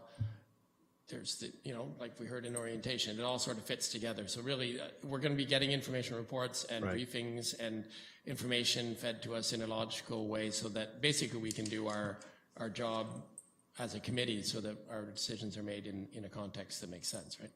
So as information, I accept it. Right, exactly. There's no need for deliberation here, just anything, questions for clarification, essentially. Anything in the report that you didn't understand or that you wanted to ask. Yes, Ryan. Yeah, I would only add to that, Mr. Chair. This is a legislative requirement that council has to consult with this group before they make a decision on this matter. In some jurisdictions, the Heritage Committee would be asked to look at each address, review the merits of adding them to the register, and decide whether it warrants going ahead to council. This group has the benefit of having a working group who has spent, what, Council Chair, 20 hours going through each of these at least, who has done that for you. So really, as Sherman mentioned, there's really is not a lot to do at this stage, but it's more of a presentation of look what we're doing, and if you have questions, we're here to answer questions. If, like Councillor Member Goheen mentioned, if there's something that jumps out at you, go, why on earth are you considering adding that? We'd like to hear that. So that at this point, that's what we're looking for. Yeah, and just in general, whenever something is on the agenda, it does give the opportunity for comment. The working group in question, I've attended it a few times. I'm not a member, but I've attended, and Councillor Schell does go, as do some members of the community with lots of heritage experience, such as Ms. Finley here. It is a very productive working group. It has its place on the agenda every month as a report. And if we didn't have it, basically what Ryan is saying is if we didn't have this working group, then this information report wouldn't be as straightforward as it is. It would require us to do a lot of that work. So now we don't need to do that because we've delegated it to the working group and to staff, and they've hired a consultant and they've done all the work, and this is the end result. So, okay, so we'll move on to the next item on the agenda, as no vote is required there, and that is the working group reports. Well, we've already talked about their existence. There are no reports this month from the working groups, but you can expect one from the Historic Properties Working Group pretty much every month from now on, because they tend to report every meeting. There are 3 working groups currently. Just to remind you what we heard in orientation, it is in our we are the ones that form the working groups, and we're the ones that would ask for further working groups if we wanted them. But it was already discussed in the transition team and voted on by council, this current composition. And of course, anything that we did recommend in the working group structure would have to be approved by council, not us. So for the item F now, That's discussion regarding additional orientation workshops and committee meeting date. So I'll give the floor to James for that item. With respect to additional orientation, I believe the Director of Planning mentioned that they would like to do a DASH presentation at some point in the future.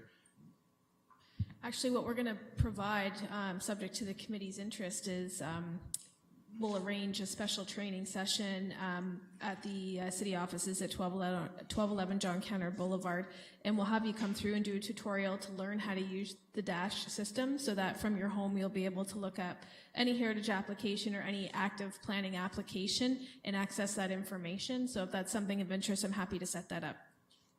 In addition, I believe that staff from Cultural Services will begin to speak to some of the documents that Colin referenced briefly this morning in greater detail. And is there any other orientation that and Mr. Carl and Mr. McLeod will be working on a First Nations orientation session as well. So is there anything else besides those items? Yes. I wouldn't mind a better understanding of how the AODA Act, the Disability and Accessibility Act, interweaves with this Heritage Act. Sure, we can have the accessibility coordinator come at the next meeting. Is there anything else? And if anyone has general questions about the clerical side of things, please contact me at any point and we can have a conversation. It's probably easier to do in person. The other item is the meeting date, and I would just like to frame the discussion by saying that Tuesdays and Thursdays are filled with either council meetings or standing committee meetings that involve councillors and quite a few of the staff members from the planning side of things. So I would suggest that Tuesdays and Thursdays not be considered, and I would also suggest that a meeting date other than Monday gives you a little bit more time to read 1,000 pages, which we won't hopefully send to you ever again, but perhaps something midweek would be better. But. Go ahead, Liz. Yes, there have been complaints constantly about the Monday, getting all the information Friday and trying to debate it Monday. So I would be quite happy to have the first Wednesday of every month in the afternoon, if that worked for the rest of the committee. Certainly for purposes of reading all of this. And maybe little discussions. Okay, so But anyway. what I'm going to do is entertain motions for possible times, but rule anything for Tuesday or Thursday out of order because based on, I guess we'll just go around once each, just informally, and then I'll entertain motions, and there can be more than one, and in the end we'll have to choose by majority rule. When to meet, and the options are essentially Monday, Wednesday, Friday, and the Monday, as Councillor Shells just said, has been a problem in the past. Jamie? Sorry, I was just also, in terms of time, I have childcare requirements, so it would be really wonderful if it could be within the school day between 9:30 and 3, if that is possible. Okay, yes, Catherine.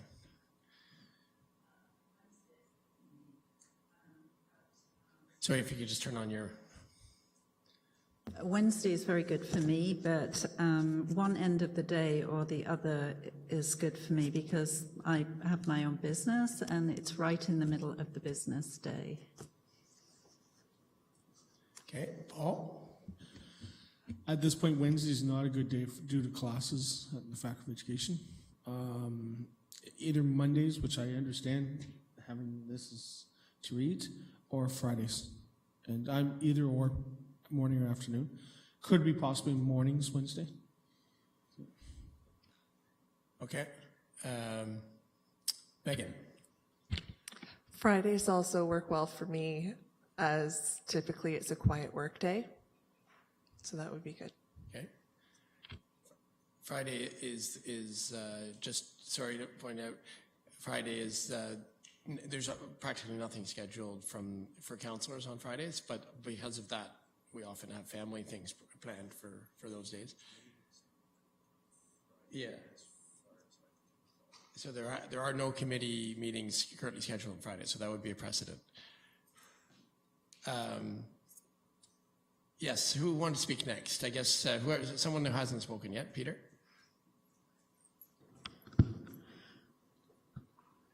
Many of you have heard me suggest that getting any package at 4 o'clock on Friday afternoon for Monday is not desirable. But it's even worse if we have meetings on Wednesday and they come on Tuesday. The great advantage of Friday is there are 2 days when the staff aren't working. And I mean, the issue is to get the package to us with some time to read. And that system can be destroyed no matter what day you're on. If the staff can't have the material that they need to collate for us in time to do it a few days ahead of time. Moving it from Monday to Wednesday doesn't solve the problem if the staff doesn't have a longer lead time to get the material together for us. So I think the issue is not whether it's Monday, it's the lead time of being able to process the material for us. The only other thing I'd say is Friday mornings before 10 o'clock are impossible for me. Thank you. The lead time, well, let's go to staff to clarify. If we met, say, on a Wednesday, what would happen with the package? When would it come out? The package would still be distributed on Thursday or Friday. There's an extensive report review process, and things literally come down to the wire, which is why you receive the package on whatever time you received it on Friday. It wasn't like they were sitting around, and we just distribute that. So best case scenario is the reports get distributed on Thursday. If there's hiccups, it's a Friday at 4 delivery. The one comment I would make about Friday is there's some operational issues. Is this building legitimately closes at 4:30? There's not a security guard on at night, and there's some issues like that, as well as there could be some issues with statutory holidays and staffing. So if Friday is being considered, it would have to be a Friday morning thing. And additionally, people involved in the reporting structure are often required on Friday afternoon to sign off on things, so occupying staff time there leads to some other problems. So Friday is not an ideal option, but it is the committee's right to pursue it. But okay, so regarding Peter's point, the package comes out at the same time no matter when we meet. So the later we meet in the week, the more time you have to read the package. That's point one. Point two is committee meeting schedule is completely congested Tuesdays and Thursdays, therefore they're not considered. There are committee meetings that meet on Tuesdays, but they're basically all the spots are taken. So that leaves Monday and Wednesday, leaving Friday out of the picture for a second. Monday and Wednesday, but the problem with Monday, we've identified it gives the least amount of reading time. And then the problem with Friday has been just told to you by James, and it would have to be Friday morning only. Yes, Paul. But isn't it using the operative word working? The working groups are to take a lot of the load off of us. So there may not be as big of a package coming to us to review, and so that may take off some of that load of a Friday, so it still is a Monday. Right. Does that make sense? So you're advocating for Monday? Yes. Yeah. Okay. Has anyone not spoken, or is anyone? Or Sherman, are you indifferent? As long as I've noted it's been on Monday, Monday probably works best. I'd be happy with Wednesday if it gives me more time to read, but if that doesn't work, Monday is just as good. I'd rather not Friday. something that needs to be considered is whatever decision is made should be stuck with, because there's a 90-day limit on most applications. So to meet on the first Monday in February, then decide that in March, February's passed, but if it was February, then to meet the fourth Wednesday in March, or even in April, there could be some situations where we get an application the day before it expires, and then you can't defer it or you can't amend it, and there's various issues getting things to council. So I should also mention that if the committee meets the first Monday in April, for example, which we did do, tomorrow's council meeting, if there was a recommendation, a special motion would be required to have the item come before council. Otherwise, it would not make it to council until April 19th. So we need to also account for a bit of a lag in the committee's work making its way to council. So he was partly speaking to which week of the month. Everything is on a monthly basis, right? So the new month starts and all the committee meetings are based on first, second, third, Monday, Tuesday, Wednesday, or whatever of the month. So Don hasn't spoken. I don't know. Do you have a Well, preference? I'm pretty easy between Monday and Wednesday, but I think Monday does have advantages, as Peter said. At least we're guaranteed 2 days, I think, of being able to read the agenda, and also it does, in case of kind of emergency, can often lead into next day's council meeting.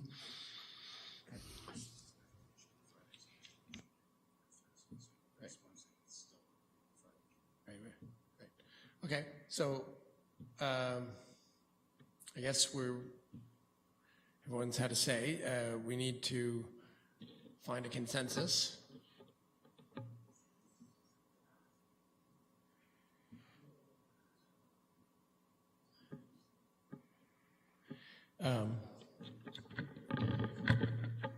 Paul, did you say Wednesday morning would possibly be?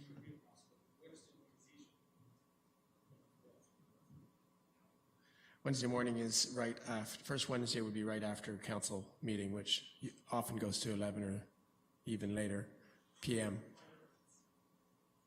But then that's only 2 of the committee members that affects. So. Then you're delayed another 2 weeks, as James was saying. I should mention one other item. It's this committee used to meet at noon, but then we required lunch because there's a rule about if it's over mealtime, you get a meal, and that was actually a budgetary item, a budgetary consideration.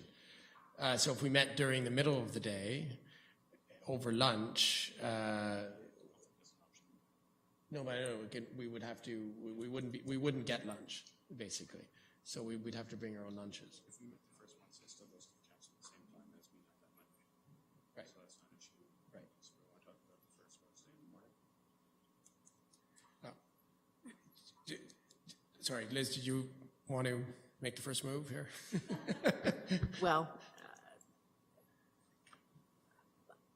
I don't know what to say now. There had been a number of complaints about the agenda coming out on a Friday, and you didn't get enough time. So that's why the Wednesday came forward. If there's if everybody wants Monday still. Do we feel like with the working groups, do you guys perceive that the agendas could be less with the working groups doing the work? That was the thought, wasn't it, for the working groups taking on more? The agendas may be smaller, but it's hard to say. Like the size of the agenda doesn't really dictate the distribution other than printing time.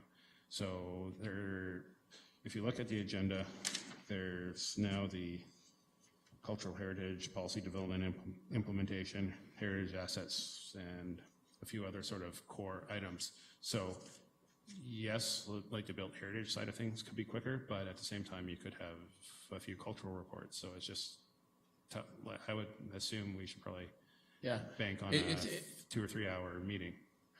I don't think it informs our decision. It might be wishful thinking. It may be true, it may not. Jamie. I have to admit, when the open positions were advertised, they said the meetings would take place on Monday, on the first Monday of every month, and that was allowable to my schedule. I have various teaching and administrative obligations at the university during the week. So Monday is ideal. I could do Wednesday morning, but that's kind of it for me. So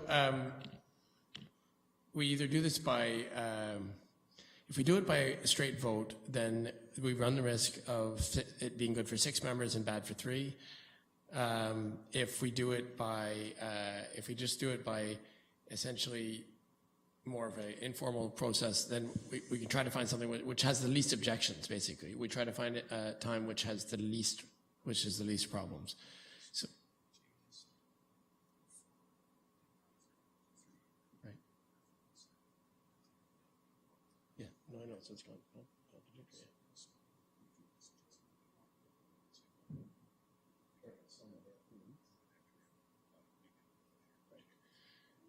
So, just for the purpose of categorizing people's preferences, the options on the table are essentially Monday morning or Monday afternoon, Wednesday morning or Wednesday afternoon, or Friday morning.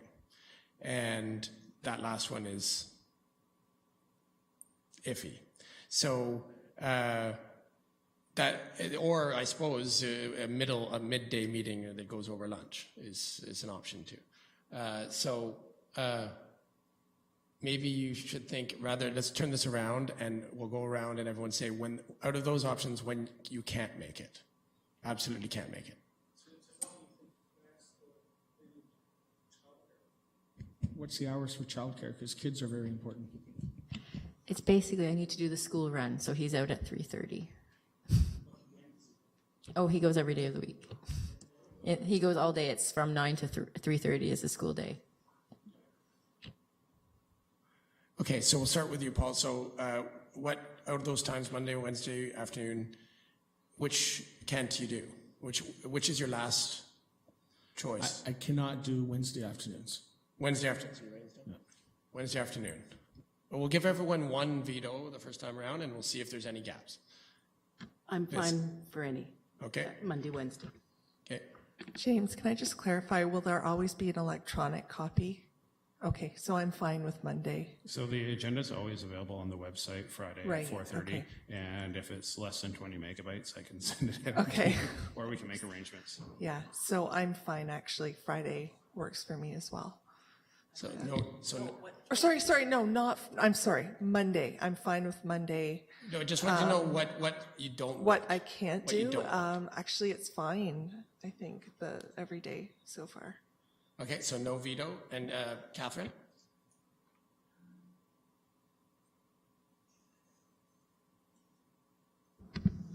Monday morning, I can't do. Okay, Monday morning.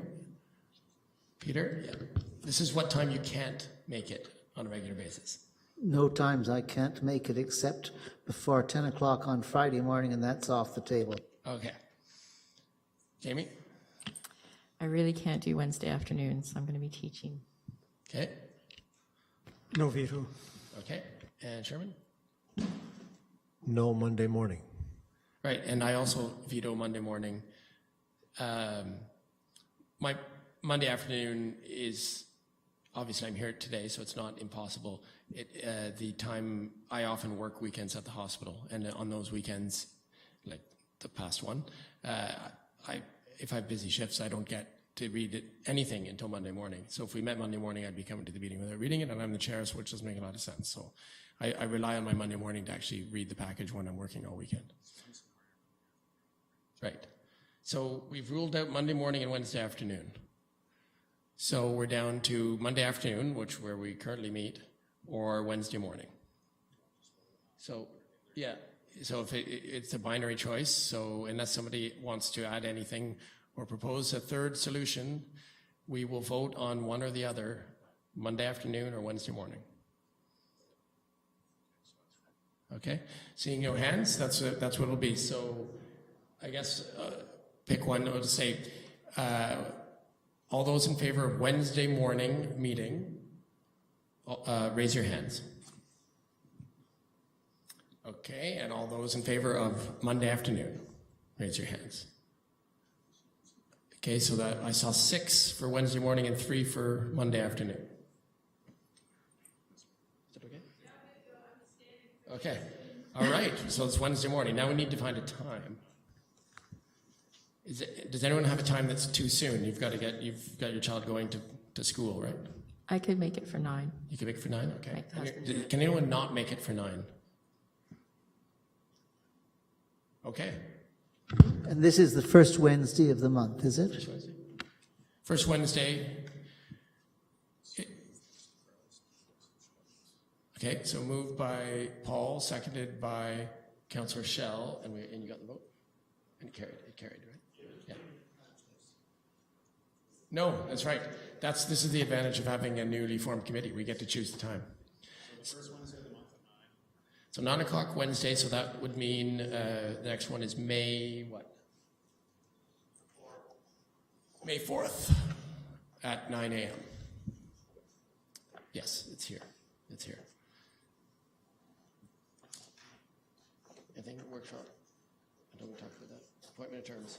So now there's 2 more items that we have to, they're very quick, and then we'll be done. So as the city clerk mentioned earlier this morning, traditionally this committee would have appointments for 2 and 4 year terms. Since we're already 2.5 years into the current term of council, all terms essentially end at the next election, which is less than 4 years. So we're willing to appoint after 1 year till the end of the term of councils, unless there's anyone wants to opt out and be reviewed earlier. But okay, So it's a 2.5 year term. Essentially, the election is in late October of 2018. So I just need a motion to indicate that the committee members be appointed for the full term of council. Okay, so need a mover for this appointment of terms. Moved by Paul, seconded by Sherman. All those in favor? Carried. Congratulations, you are members of the Heritage Kingston until 2018. The next item on the agenda is appointment of working groups, and I imagine people want to give some thought to this.